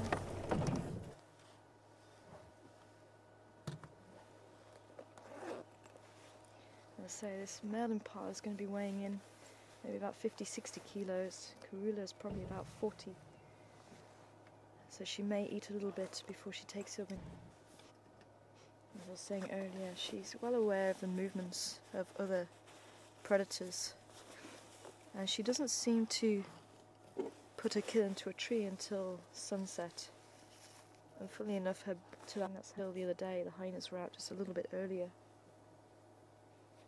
But look at the power and the strength of this beautiful lady. You can start to see why they'd need not only dragging the carcass, actually getting up into the tree as well.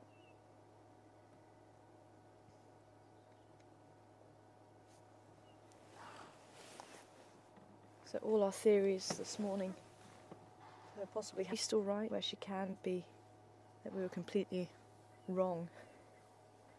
There she goes again.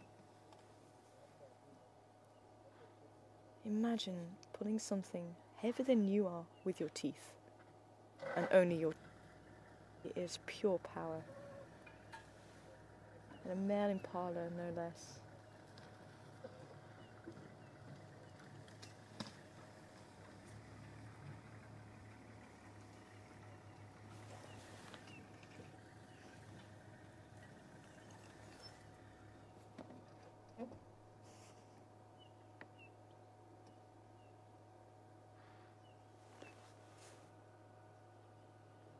And the man impala that are left, you can still hear them snorting, looking in her direction.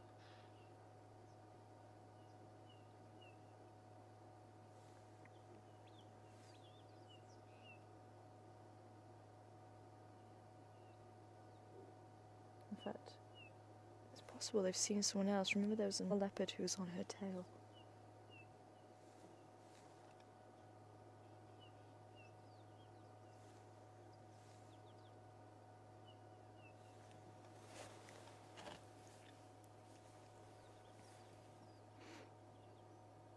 She does like this area. Sat with her for a couple of hours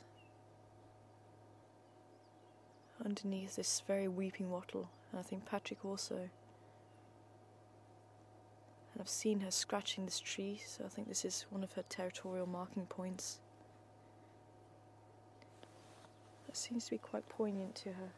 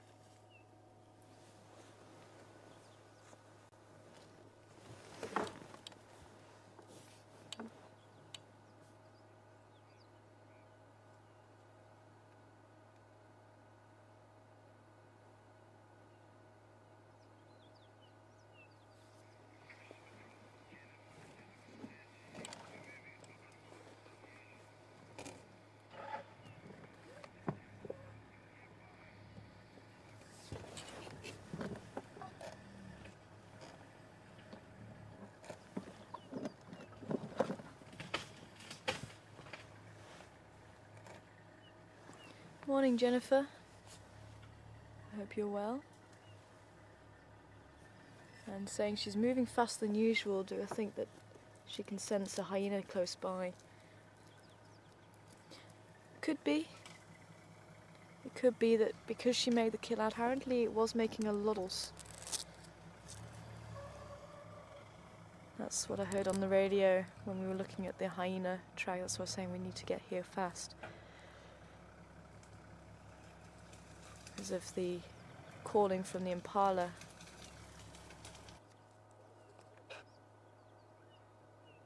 And they will be obviously attracting vultures quite possibly, which may attract lions if they are awake and they are taking notice. Maybe hyena. And there could have been some calls from this impala as it was dying, which can also attract unwanted attention. So I think she's just trying to get it into some shade, into cover, so that vultures are less likely to see it if they're flying overhead. And she has dragged it a little bit away from where she's killed it. But not too far. She may be deciding to leave it here, although this weeping wattle, which is where I think she was heading towards, I don't think she's going to stash it in this weeping wattle because it's still quite low. But there's quite a few tall trees around that she might try and stash it a little bit later. And my guess is that once she recovers, she might start eating a little bit of it. She may even go and try and fetch the cubs. Okay, I'm going to move a little bit because we can't see her. She's just behind.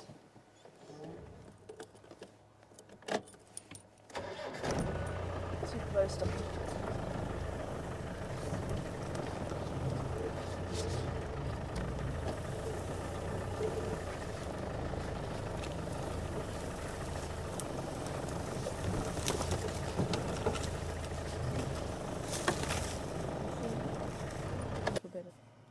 You can see she slowed down a little bit, so I think that's what her main concern was, Jennifer, was to get it out of the open so it doesn't attract unwanted attention.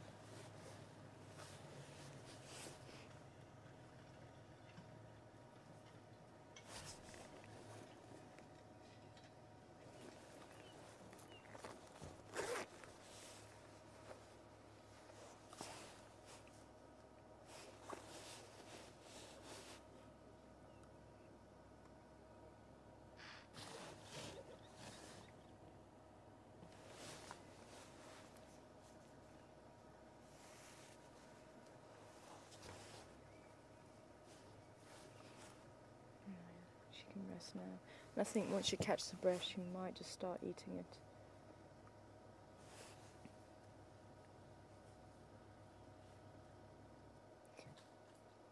Too close, buddy.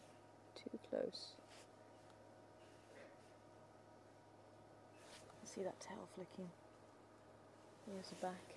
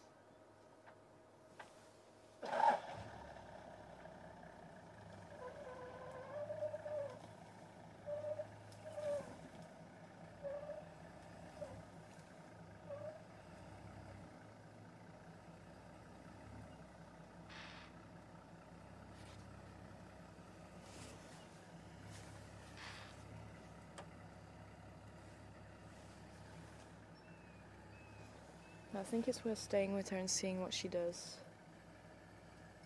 We haven't seen this lady for a good week or so. Well, 2 weeks. It's not being around after the storm.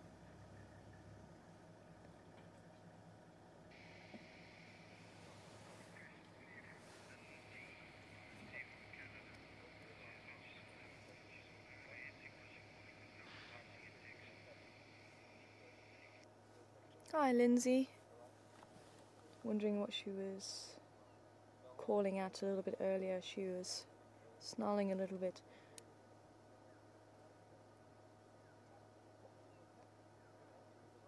And she does get very particular about how close to get to her, especially when she kills. And I think she was just telling the other guy just to keep his distance there.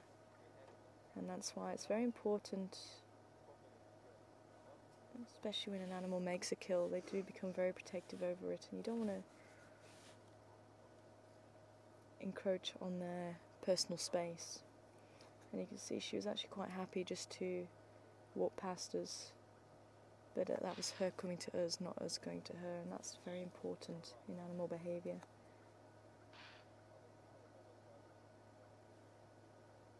So that was just a warning, just keep your distance there, don't come any closer.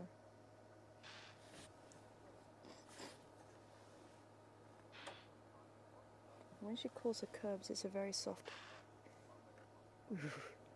it almost sounds a bit like a sneeze sometimes too. It's quite interesting. And I wonder if she is going to go and get the cubs. Looks like she is. She's off.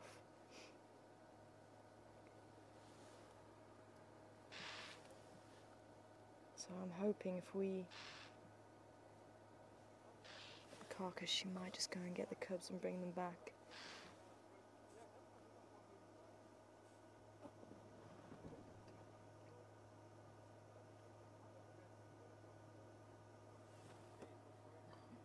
Because I have a feeling they're not too far away.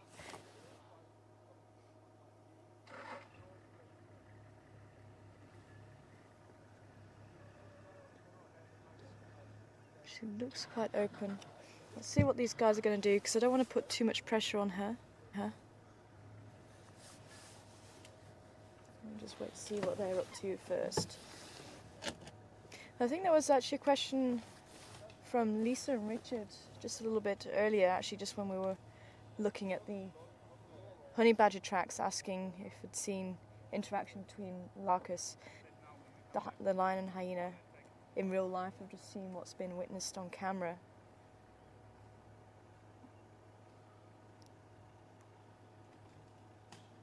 Yeah, it looks like they are going to go and follow. Set vehicles trying to get through the bush after her. It's going to put a bit of pressure on her at this stage. So I'm just going to move and sit. So hopefully if she does come back, we should get a nice view. But if she takes some time about it, then I'll see if I can go and join them if she sits down with the cubs. But I have a feeling she's going to bring those cubs back.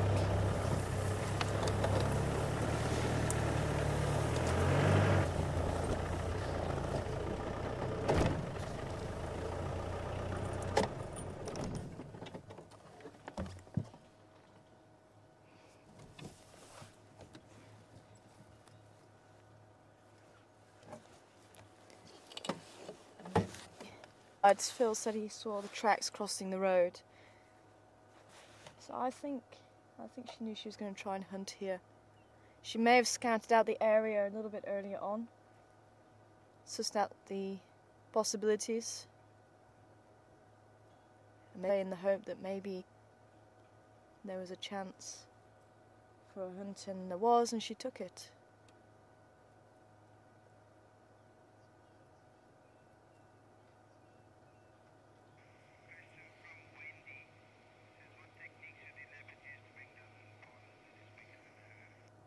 Hi Wendy, good morning to you.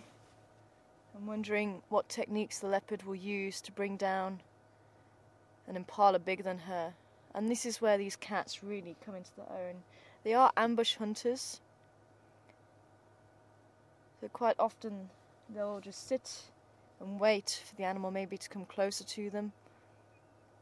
We have seen Karula almost pretend to be asleep, and then impala herd coming closer and closer and closer, and then all of a sudden she takes that opportunity and she strikes, and she allows them to get within a few meters of her.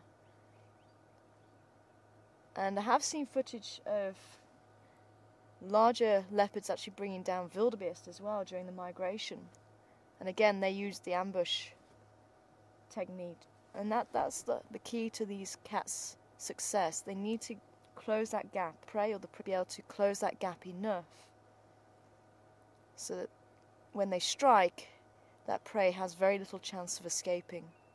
And that's why sometimes we watch a hunt in progress and they won't go for it. Sometimes they realise actually the conditions. So it could be a herd of impala off in the distance, maybe 30 metres away. We've seen that before, and Karula's looking and checking, and maybe the wind's not quite right, or maybe the gap is just that little bit too large and there's no way that she can close that gap. There's all these factors that are involved. Don't always also her, she looks fairly thin, so I don't think she's eaten for the past couple of days. I think she had a guinea fowl about 3 days ago maybe, but I think this is going to be her first proper meal. So let me call Texan and see if he's caught up with her. Let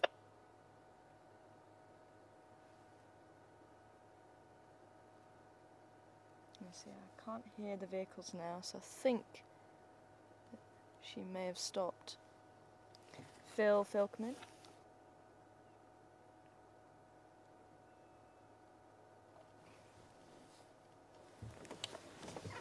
It could be our radio signal is not great. As I say, I think patience.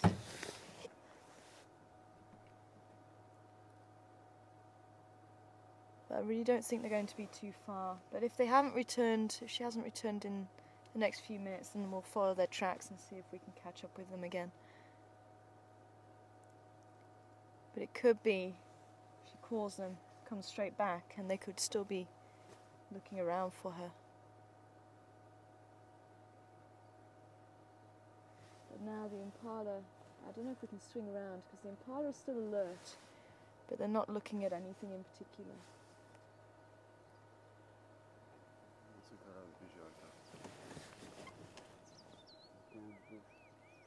No, I think we should be alright, but I'll move anyway. Let's see if we can have a look.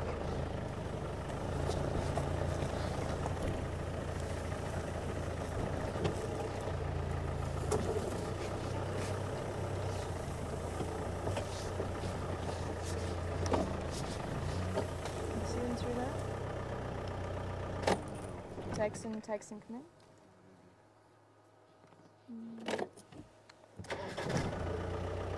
Oh, there we go.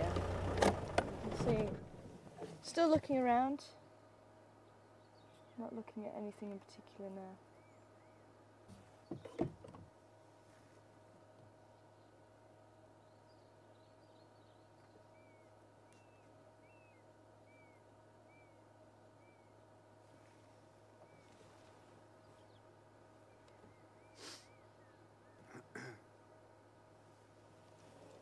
It's quite interesting to see they haven't actually moved away from the area at all. But the best thing for them to do is to actually stay out in the open.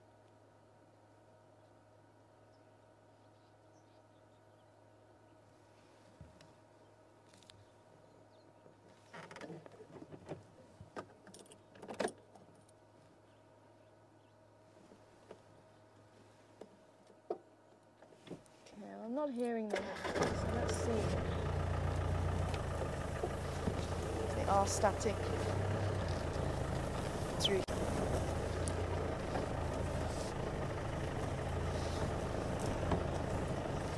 Actually an old aardvark hole here, so aardvark have been out and about.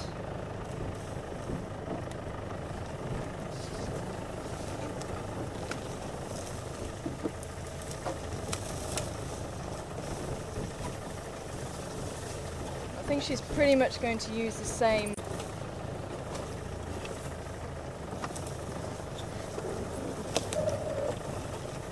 direct route. And it's worth just noting it actually.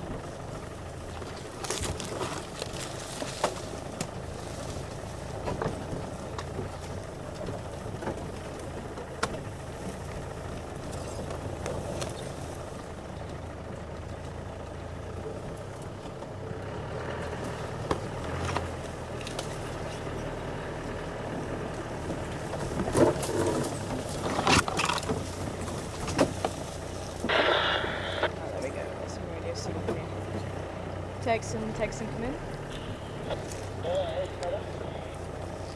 Are you guys static or is she carried on fambering?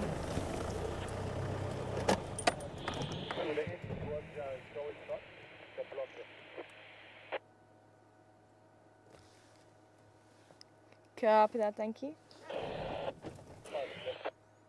Copy that. Come back round on Zoe's road then and see if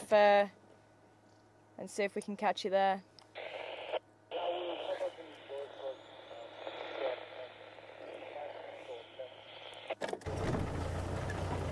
Copy that. Yeah, it sounds like she's going right back to Zoe's road, so let's see if we can catch up with them there. So I thought she may have just been around here. Sounds like slightly further up.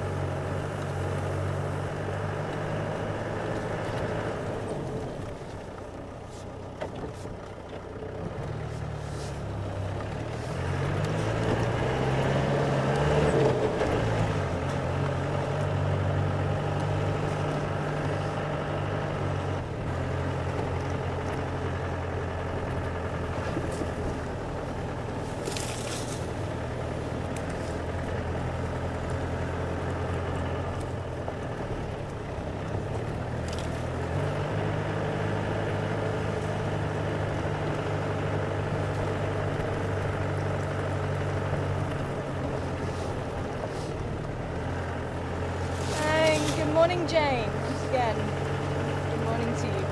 Just as we're driving around,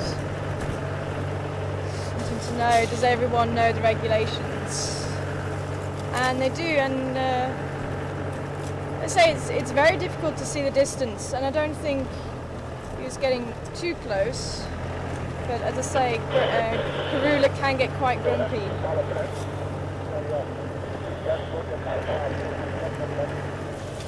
Ah. Okay, I think she has got them. She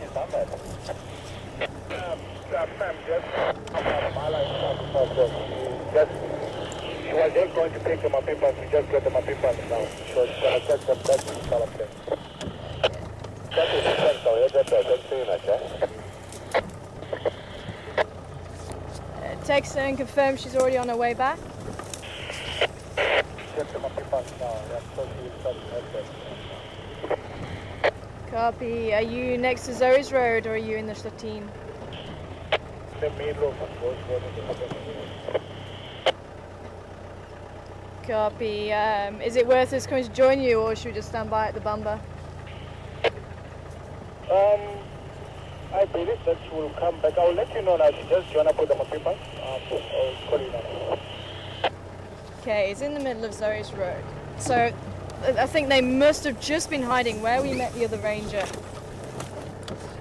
They must have just been hiding around that area and just keeping a very low profile. So she must have continued on, dropped the cubs off.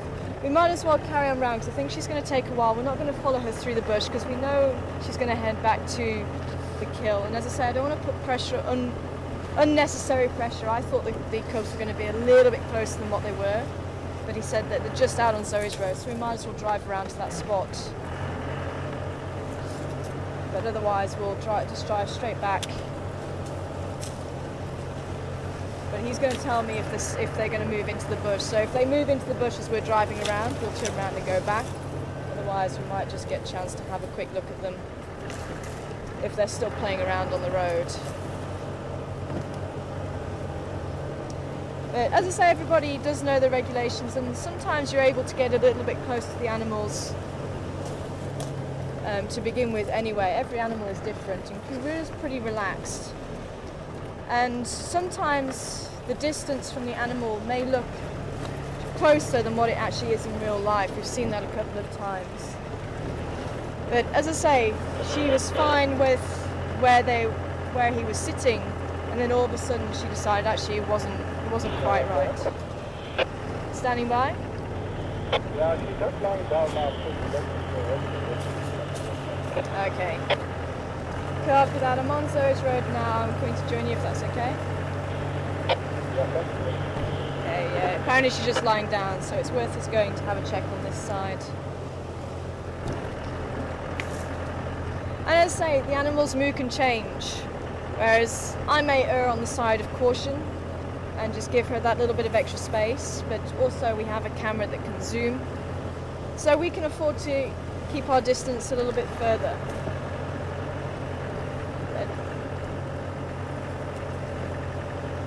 And here is where we had the honey badger tracks.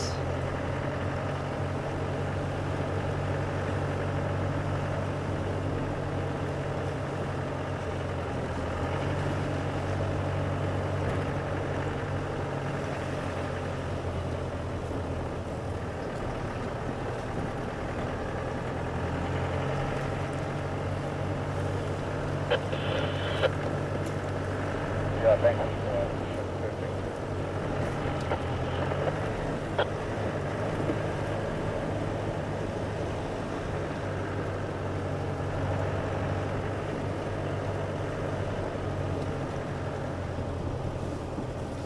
As I say, if it was maybe just us or us in another vehicle, we may have actually just followed her through the bush, which we have done. But with us being a third vehicle, and I thought at this stage I just didn't want to add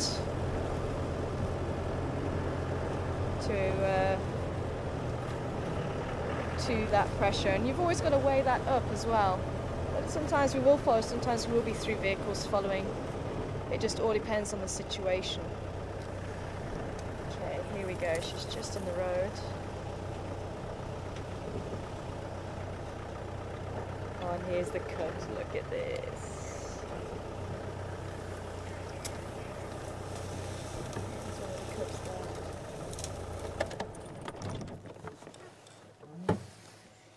So there is one of the cubs.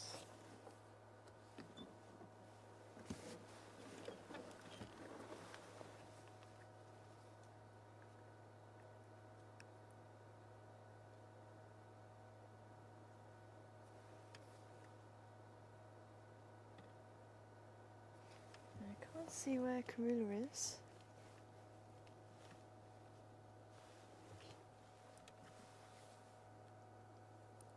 Maybe not too far away. Maybe she's in this little mitre drain here.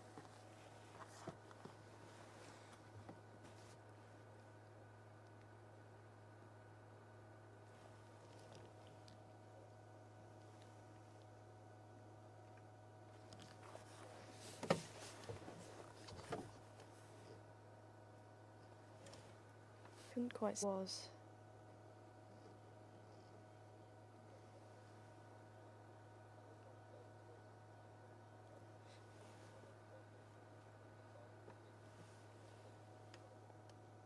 Yeah, I think she must be in the mitre drain.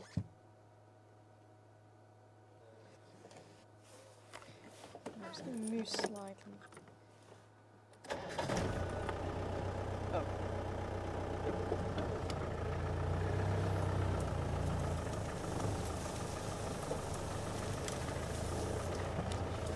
Can you see her there? Yeah, she is lying there.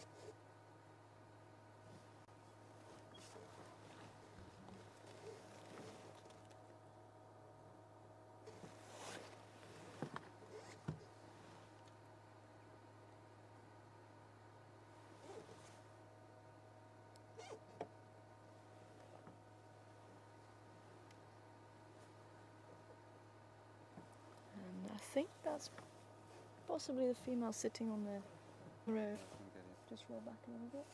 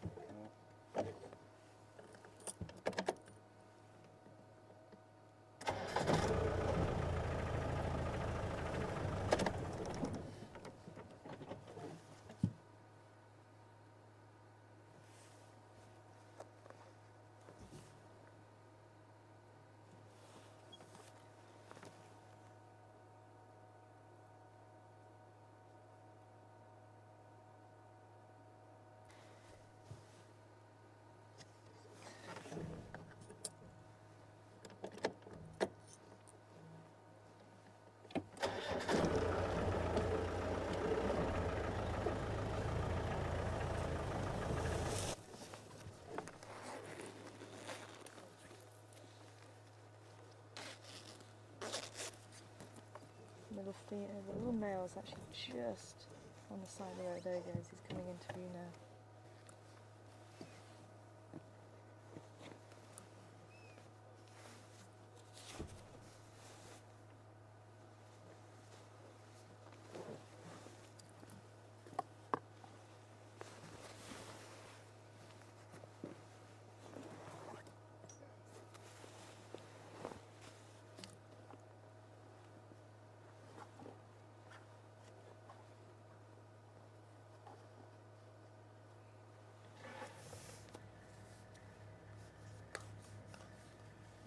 He's going to be heading back towards the kill now, so I think our best thing to do to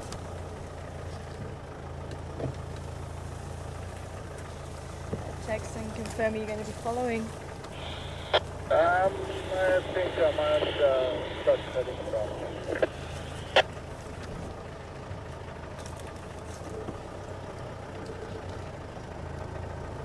He's still got visual there.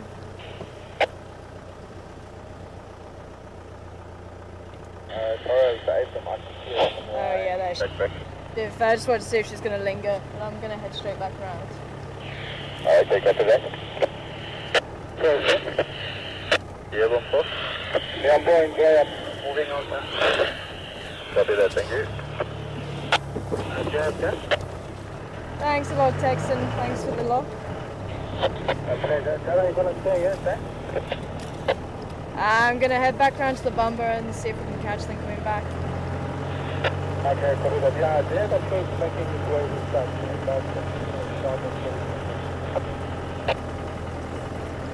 Sorry, confirm who's coming this side?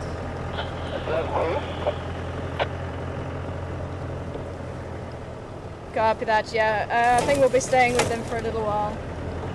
Okay, no worries. Yeah.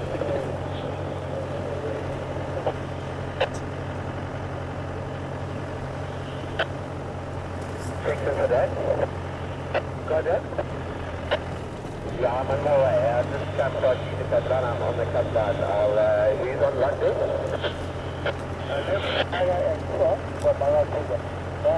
Come along to Parliament.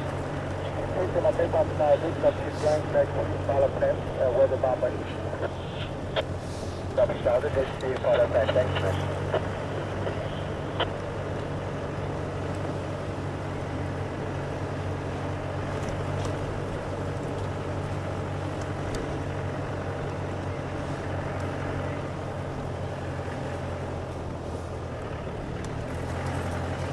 Hi, Beth. Good to hear from you. Sorry, no elephants today, but I'm hoping Karula's making your day with the cubs. And I think your question probably came in just before we actually had Karula meeting up with the cubs. But quite amazing, and I always love it when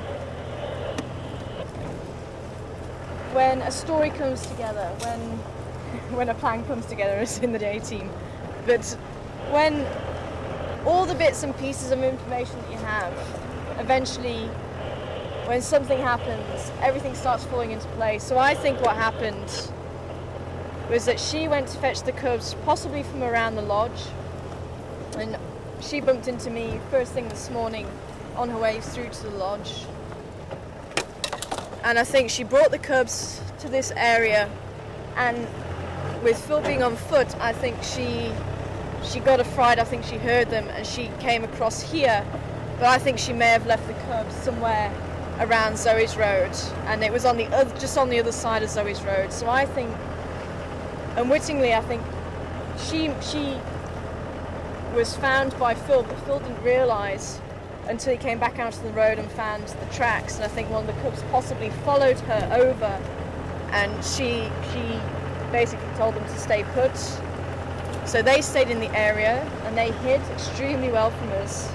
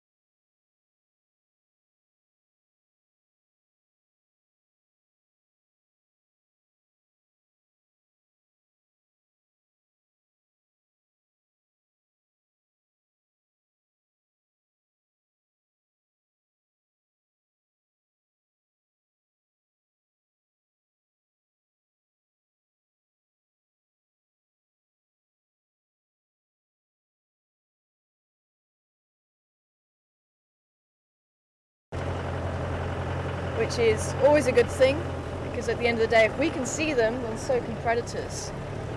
She came this side as myself and Texan thought she might head towards Impala Plains. But it took her a little while to get there. She saw the impala, she struck, and she's obviously gone back to get them. And I was hoping that she may have had them here in this blob. That's why I said maybe we should wait by the carcass. But obviously she left them a little bit further afield on Zoe's road. So at the moment they're still a little bit too old to be taken to hunts, but she does seem to be taking them to where she's likely to be hunting, possibly to decrease that amount of distance that she has to travel to go and get them.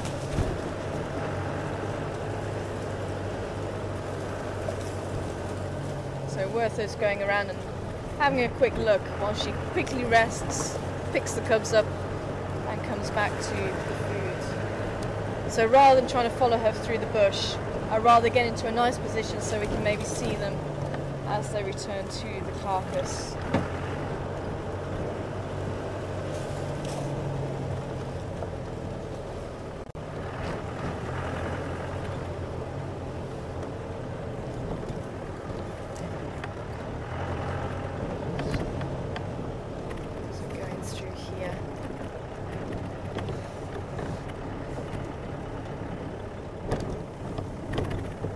Always just so exciting, and as I say, just piecing together all this information, all the behaviour, and maybe next time we have a mystery we might be able to understand it a little bit better too. And that is the beauty about doing this and being live. You can actually join us on that journey instead of us saying exactly what's going to happen. We don't know what's going to happen. That's the beauty of it. We don't know what's going to happen. We can only piece together the information that we have. Now this is where the kill is. Doesn't look like anything's found it so far. So I want to get around the corner here. I want to sit where we were sitting just before, so that hopefully we can see them as they come out through the open. And I'm hoping she's going to head back straight here. I'm pretty sure she will. So there's the carcass. So hopefully she will come back through here.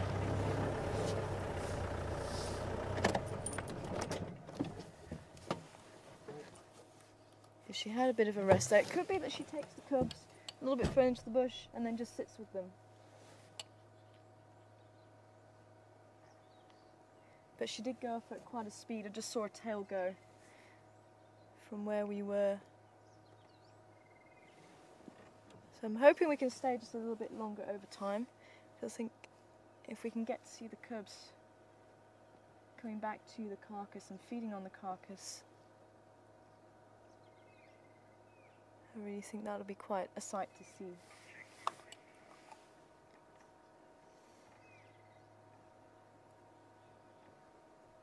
If we can maybe have the camera that side and maybe we can see if they come out.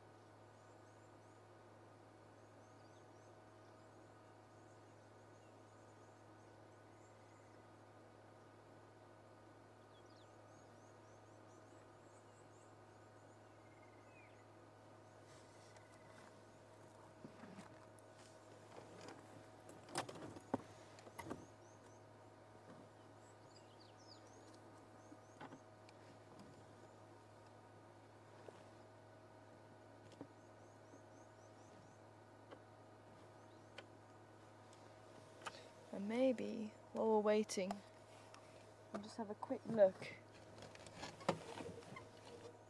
because I did promise. You're going to have to tell me if she comes back over my shoulder there. But I did promise I was going to bring the replica leopard skull, and this seems to be the perfect opportunity to show you. We haven't had a really good opportunity today. But I was given this for my 30th birthday from Graham. He puts these replicas of skulls together. So this is what the skull of a leopard would look like. This is actually a resin that he puts into a mould. So you can actually see inside the leopard skull. So I was asked yesterday what makes, or who the hyena is related to, whether it's the cats or the dogs. And it is the cats, and a lot of the similarities are to do with the skull. Now, in the ear, what's called the auditory meatus in a cat is it's a circular shape rather than a tube is in a dog. The dog's quite a tube shape. That you can't really see on here. But if I turn the skull over, it's these things which are one of the biggest differences. And these are the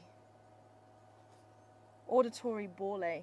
And inside, in the cats, there will be a dividing part to it. So you'll have the front and the back chambers of these processes, whereas in dogs there's no divide. It's called a septum. So it'll just be a dividing thing inside that area that divides them into the front and back. And that's in the cats, but in the dogs it's not there. And this little section here is called a para-occipital process, and this is joined to the auditory bullae, whereas in dogs it's not joined at all, it's separate. Although the polecat and the honey badger are the two exceptions, and they still fall under the dogs. But that's a big area where the difference lies within the cats and the dogs. And if I can turn it back over, another thing why the predators are so successful is this thing here. This is the zygomatic arch. Now this is where the biting muscles are actually attached. So if these are wide, it means they've got a very powerful bite. So on the hyena, these are going to be very, very wide. They're going to be sticking out maybe a little bit further. So the whole skull will be very wide, and that allows them the ability to bite, because these muscles, the way they're attached and the strength of those muscles, give them that ability. So that's very important. And also the sagittal crest, which is this part here, also where the muscles are attached, and if it's quite raised, it also gives them quite a lot of power in the bite. So you can see on a hyena it's quite dome shaped. Oh, did I hear something?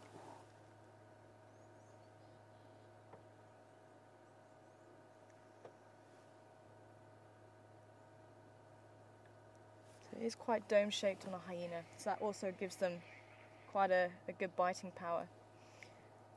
And then here, if I can show you the teeth.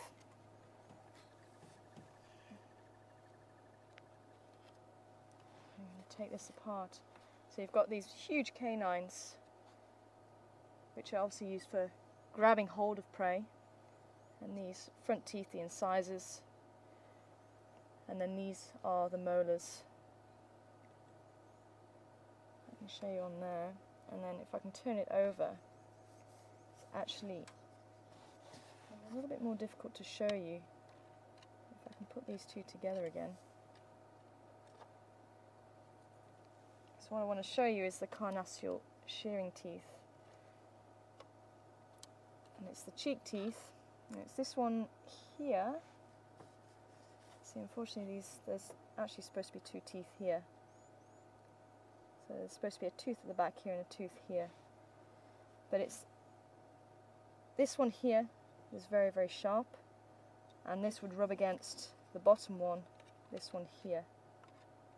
So when we say the carnassial shearing teeth, you can see this fits together really nicely, and those teeth actually work together so they stay sharp, and those are the cheek teeth that we talk about when they're trying to bite with the teeth onto a carcass to try and strip away the meat from the bone. So hopefully that gives you a bit more of an insight. And what would be really fantastic if Karula comes walking through the bush right now. If only you could plan it. And so unfortunately we didn't have a chance to keep up with her. I just saw her tail disappearing into the bush. That's why I was saying to Texan, you're going to follow, because I'd lost sight of her already. And for us to try and go in at that stage, I'm sure she will be making her way this side.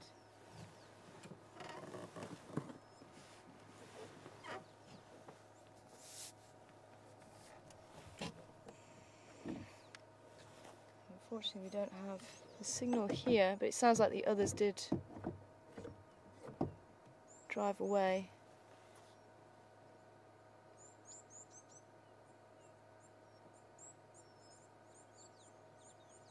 Everyone's on tenterhooks. Is she going to come back through?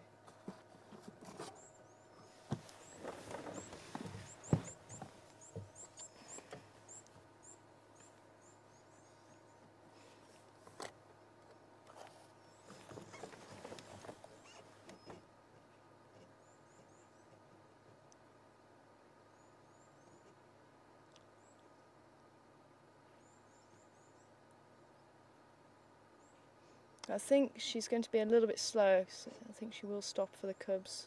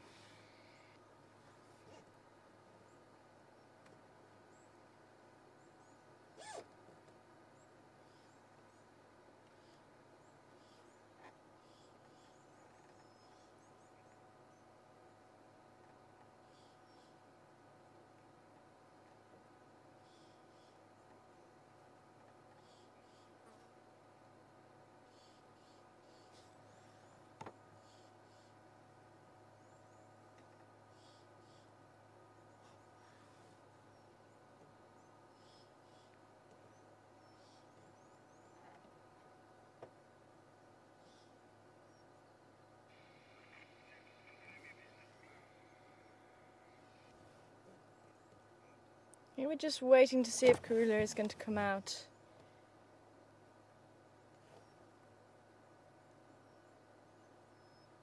I'll give her a few more minutes. I've got every faith she is going to return. It's just a matter of when.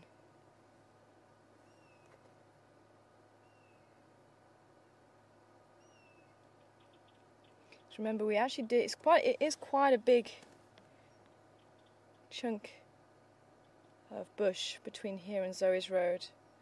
And remember, we did linger here for quite a while after they left.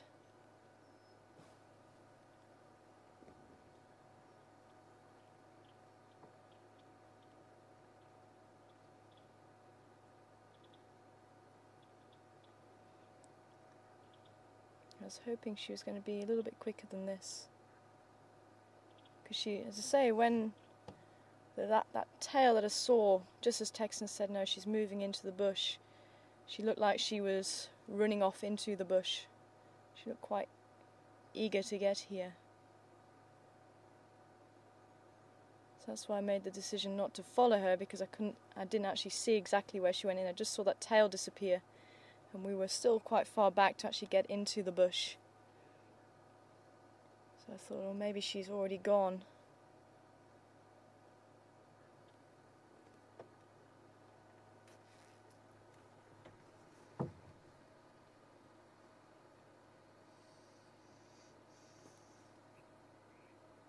But I say she is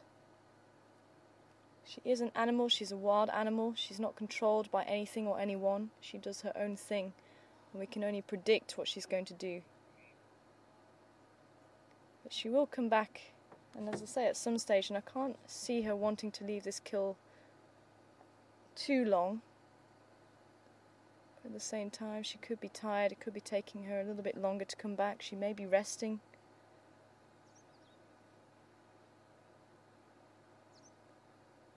Hindsight is always an easy science.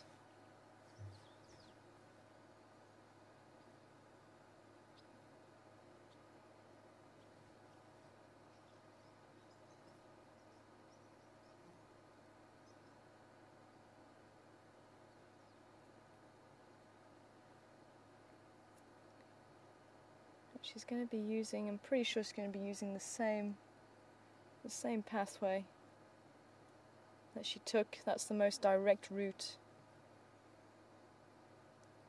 or fairly similar pathway. So I'm expecting her to come out basically where the camera's pointing. It might be worth us just driving up ahead and just seeing if she is coming through there.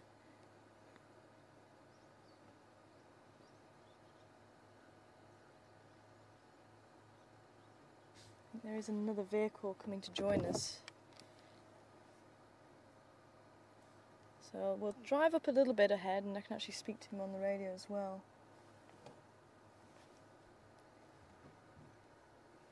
They might just nick our spot, because I'm pretty sure it's going to be the best spot to be in when she does arrive. And this is basically how documentaries are made, and you can see how much time it takes to actually, you may get in the right position for the animal to come through, or just finding the animal. It took us quite a while this morning, hence why I thought, well, we'll go and have a look at the rhino, because when she's in that drainage line it's very difficult to see her.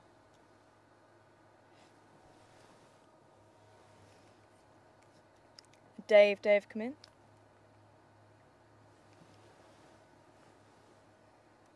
Okay, I think we are going to have to move because I'm not convinced he's going to be able to see us from where we are.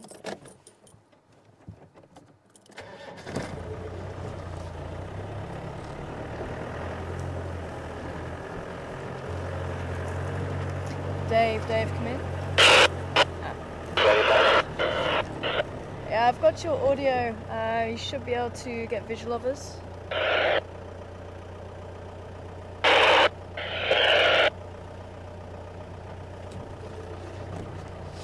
Yeah, we're directly north from where you are now.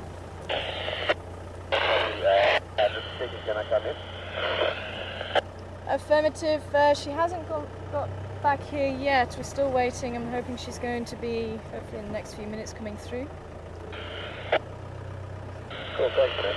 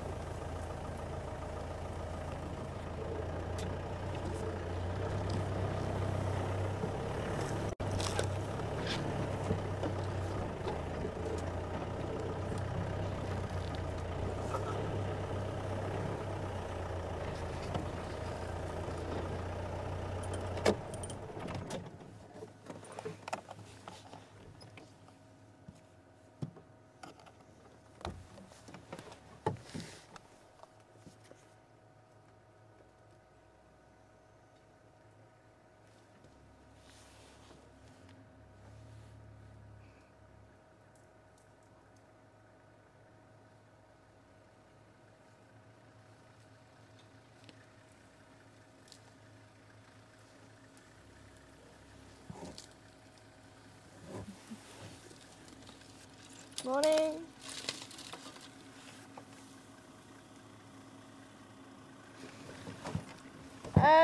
The kill's just down here, but we think she's going to be coming through here. Yeah, we just literally had view of her on the road, and she came into the bush at quite a speed, so I didn't get a chance to actually go in and follow her, so I'm hoping she's not going to be too much longer. I'm hoping.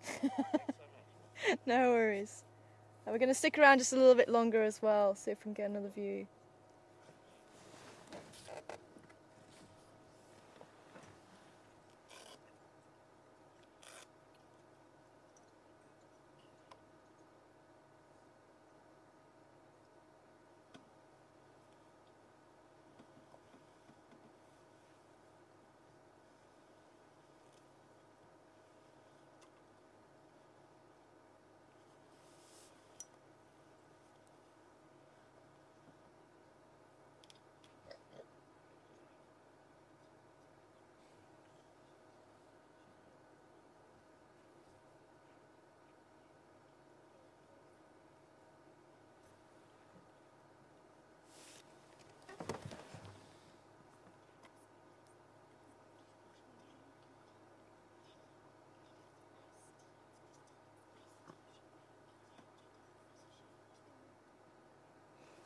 Best laid plans of mice and men, hey?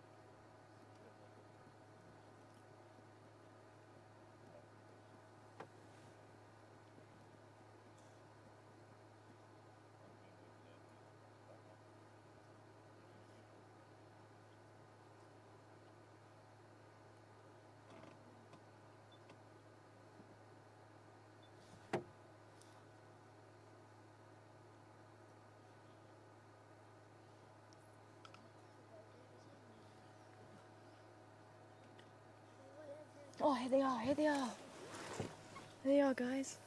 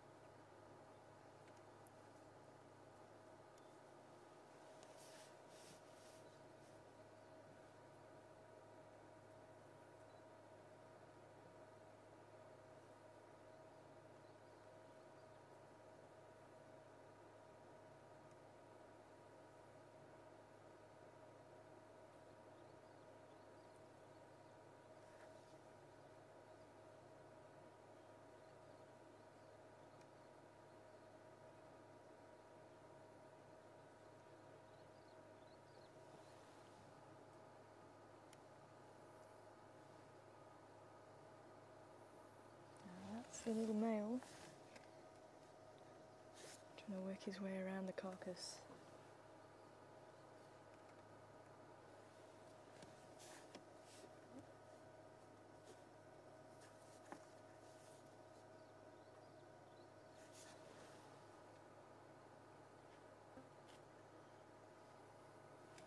Do you have to move back slightly?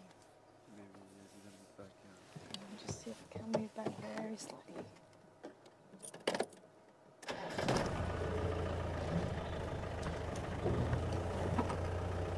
So it looks like Karula's just sitting next to the car. That's it. Just pull back. Around.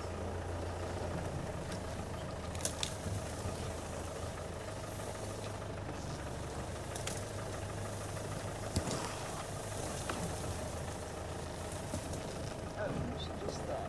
Can they just tell me if she flicking her tail or anything? Is she fine?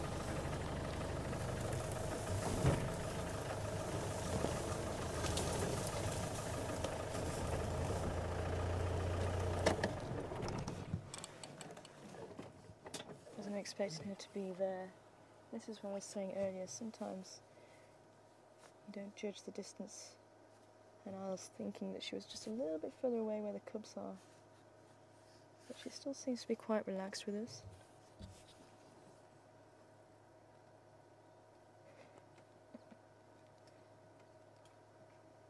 The little boy not too sure how to get into that carcass at this stage. He was licking it, but I think he still needs Karula to open it for him. You see him at the back there, he's jumping on the carcass.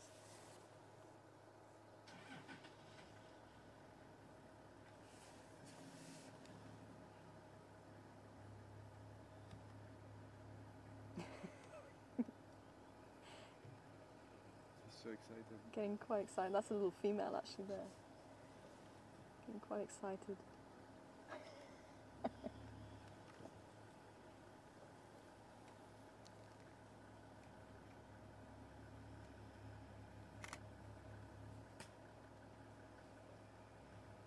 See that nice dark stripe down from the right side, the right eye.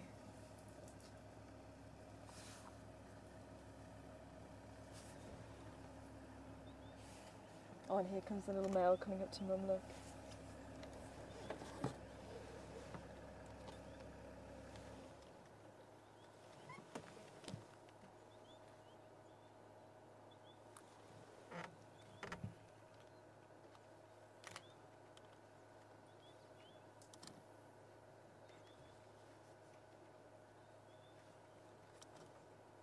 Hello, little one.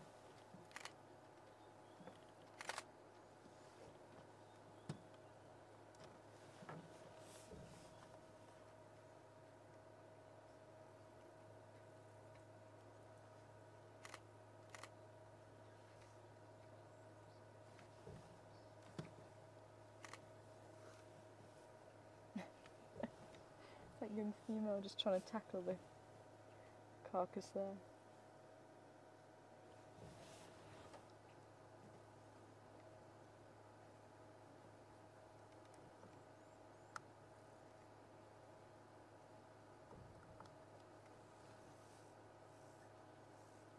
She's going to come and jump on the male, look.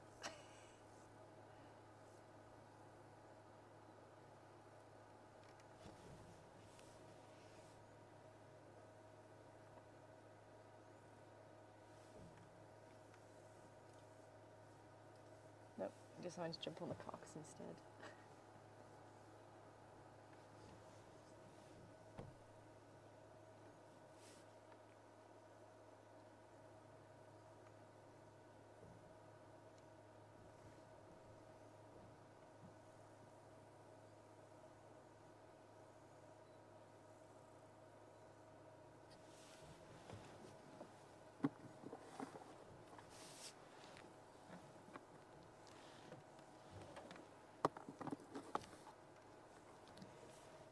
She's looking. I think she's going to get there.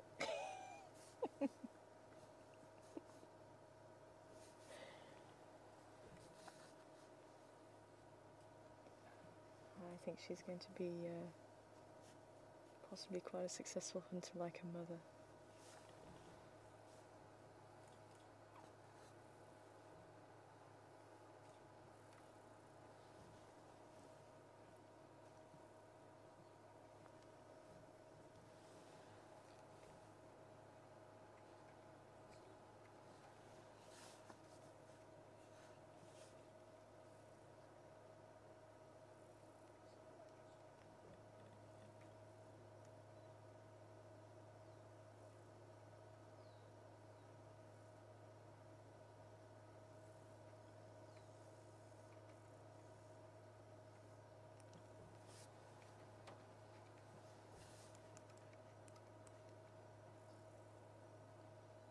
Now it looks like the male's turn to come and pounce on his sister.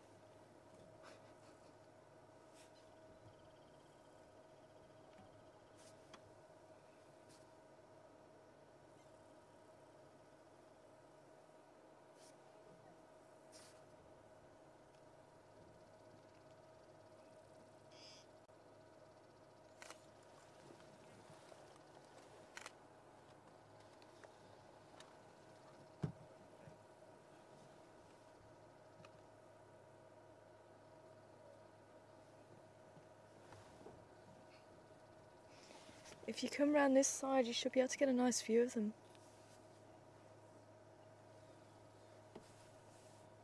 I'm just a little bit too close to her to move back, but if you come around this side, they're just in the clearing here.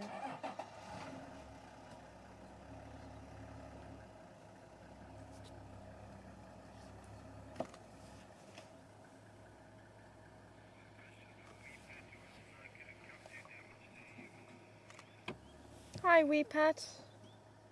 Good morning to you, wanting to know, can a cub do damage to a human with its teeth? And I think if you cornered it, it would certainly feel very threatened and certainly could do some damage with those teeth. I mean, already they can start eating meat.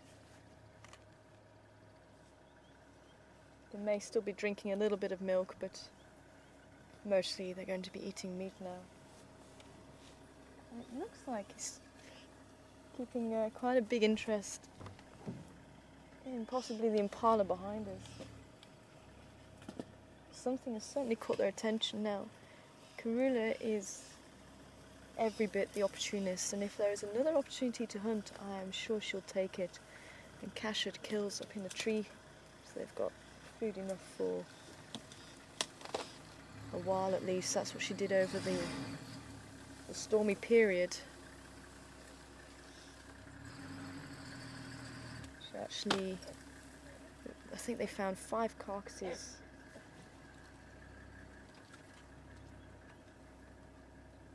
No males going off.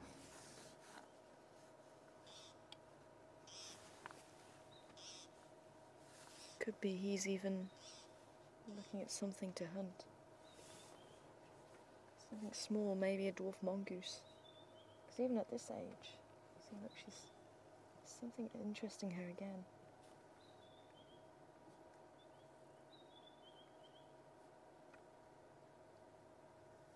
Yeah, she's just watching his movements. He's just sitting behind the tree there. You see the tree with the silver cluster leaf with the 2 trunks. He's just sitting behind there, and I saw something jumping in the tree just to his right, and I wonder if that's what just caught her attention. Yeah. I saw movement in that tree.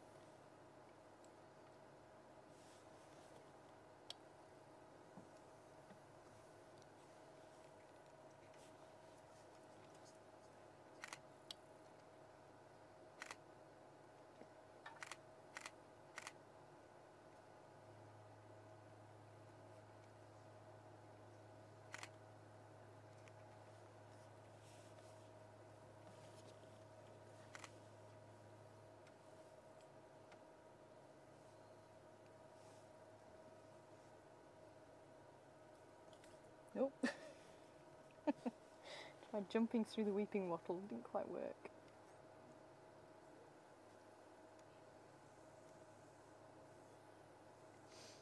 So now I want to tackle that impala again. But Karula is going to go and join her son. By the looks of it. And she's certainly keeping a very close watch on what he's doing.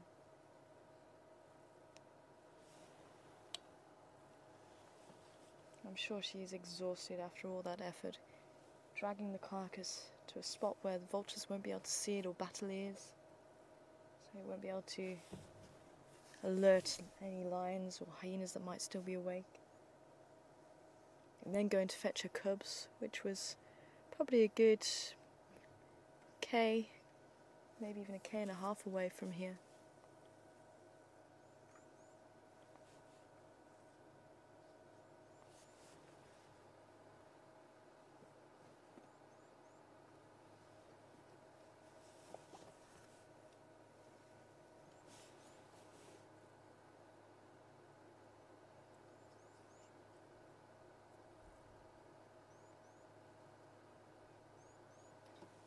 To compromise at the moment.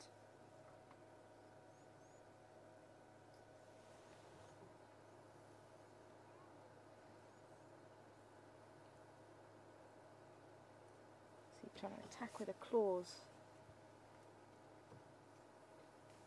I don't think the jaw is strong enough to really start ripping into the flesh as yet.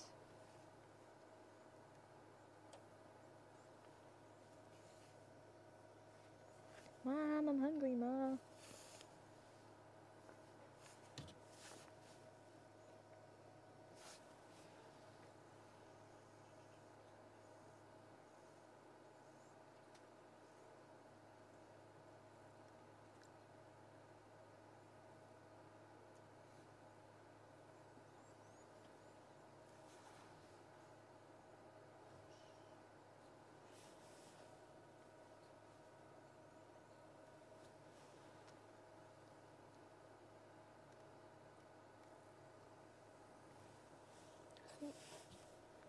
We might be able to see her a little bit clearly. Let's see if we can see her on the carcass. I'm just going to pull forward slightly.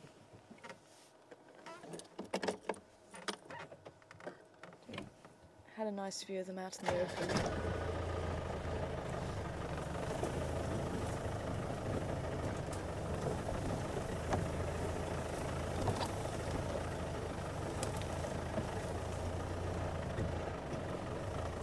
See through the trees there on the bridge.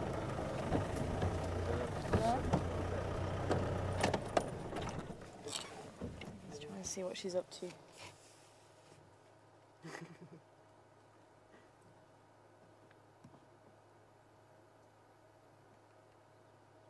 If you look on the right eye, there's that dark line that comes down from the right of her eye. Very characteristic of that little female. And she also has a little triangle above her whisker line, whereas her brother has a very large, two large spots. And if you look very closely, just next to that triangle, she has two spots, one above each other.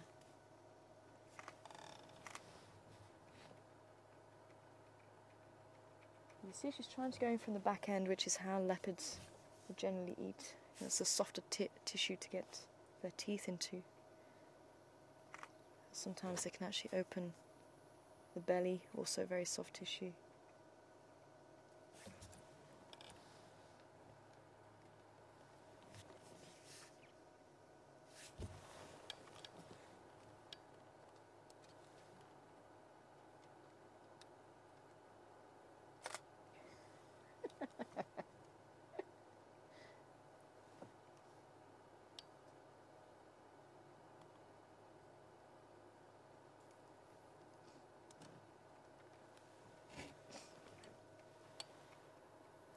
Just going back to Weepat's question as well, those claws are also going to be able to do a lot of damage.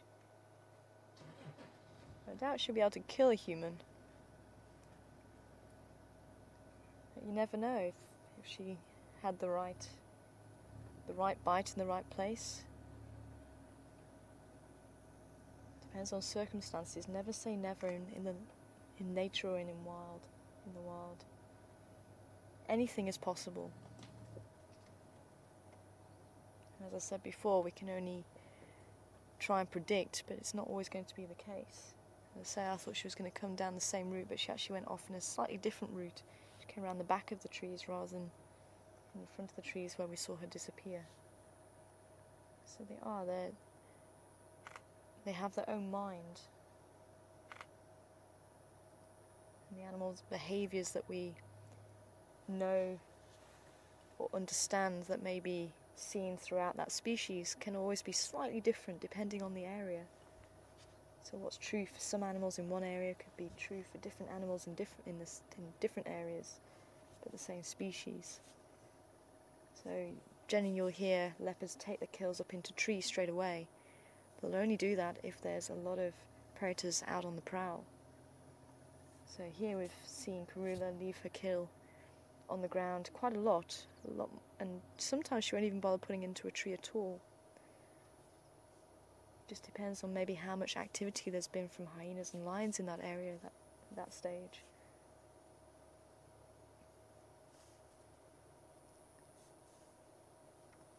Oh, I think she's getting a bit frustrated. She can't get into that carcass.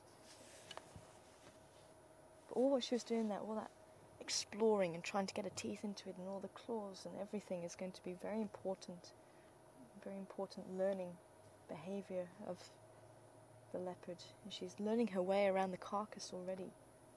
So she's learning the whole body of the antelope that she may be hunting when she's maybe 1.5 years, 2 years old.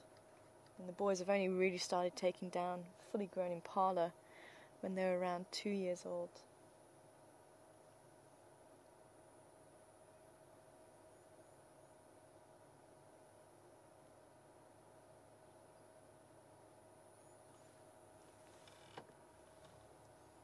Maybe that's all the exploring she's going to do for now. She's going to have to wait for Mum to open up the carcass. I'm just going to reverse back a little bit again. So get one last look at them.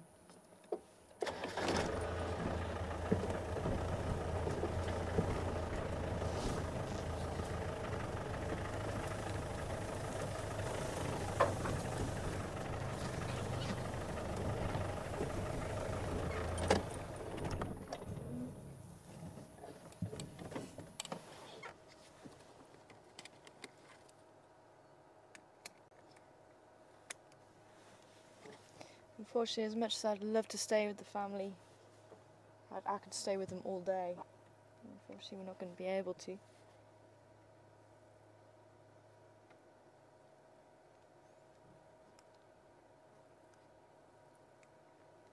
Hopefully we'll be able to catch up with them again tomorrow morning.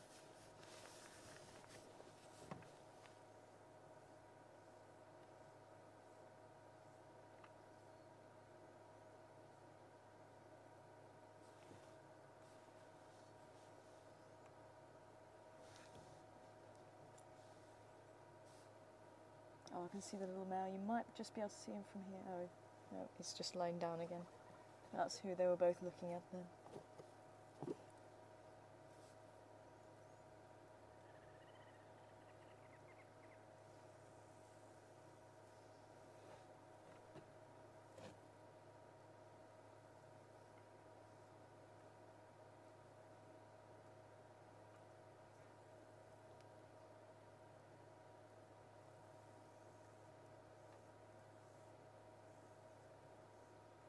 We had quite a close call the other day with the Majingilas coming so close. We'll say Karula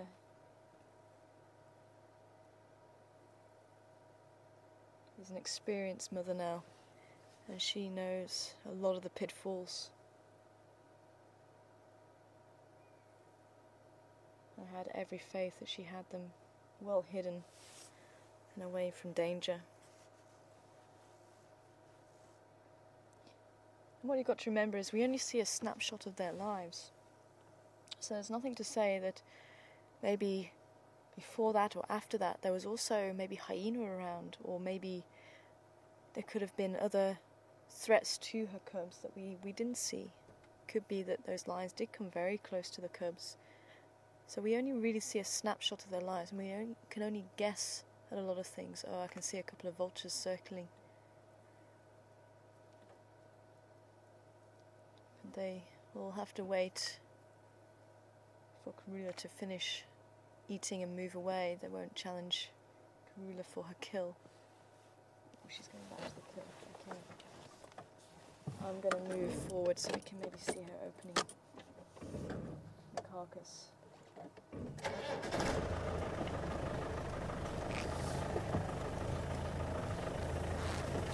I think those vultures are just scouting at the moment. I don't think they've spotted anything.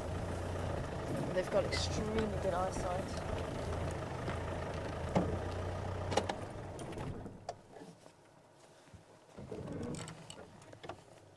As I say, some animals will actually watch the behaviour of the vultures.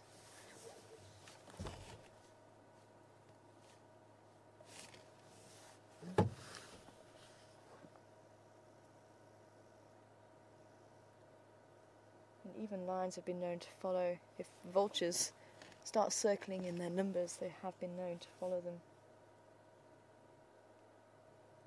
to find carcasses. But this time of day they should be sleeping, so it should be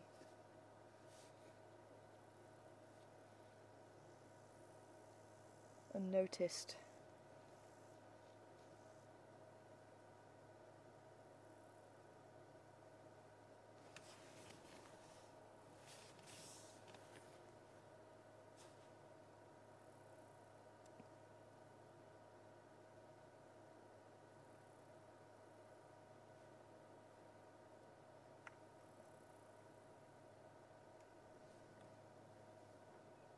She's starting to pluck the fur.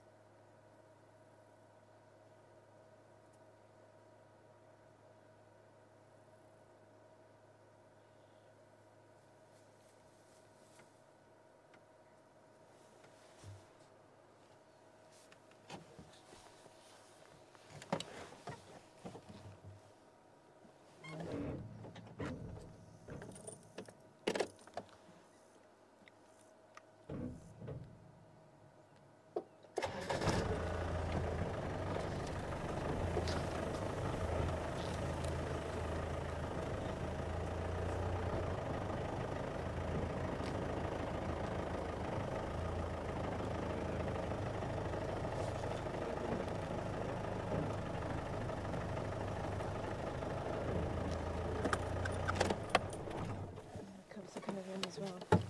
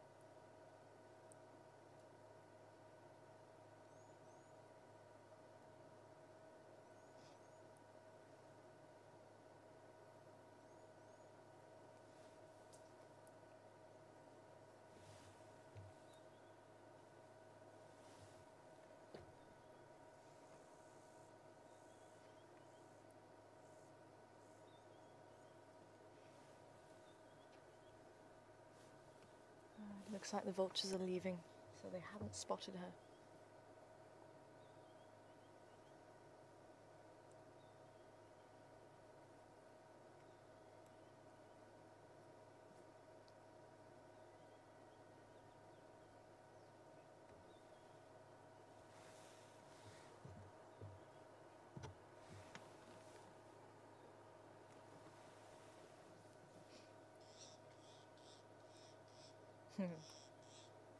And funnily enough, the cubs are still playing at the back there.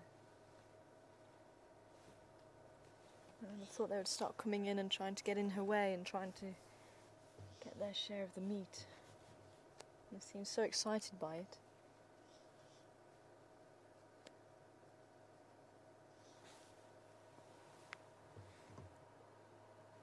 There you go, she's using those cheek teeth as I was showing you a little bit earlier.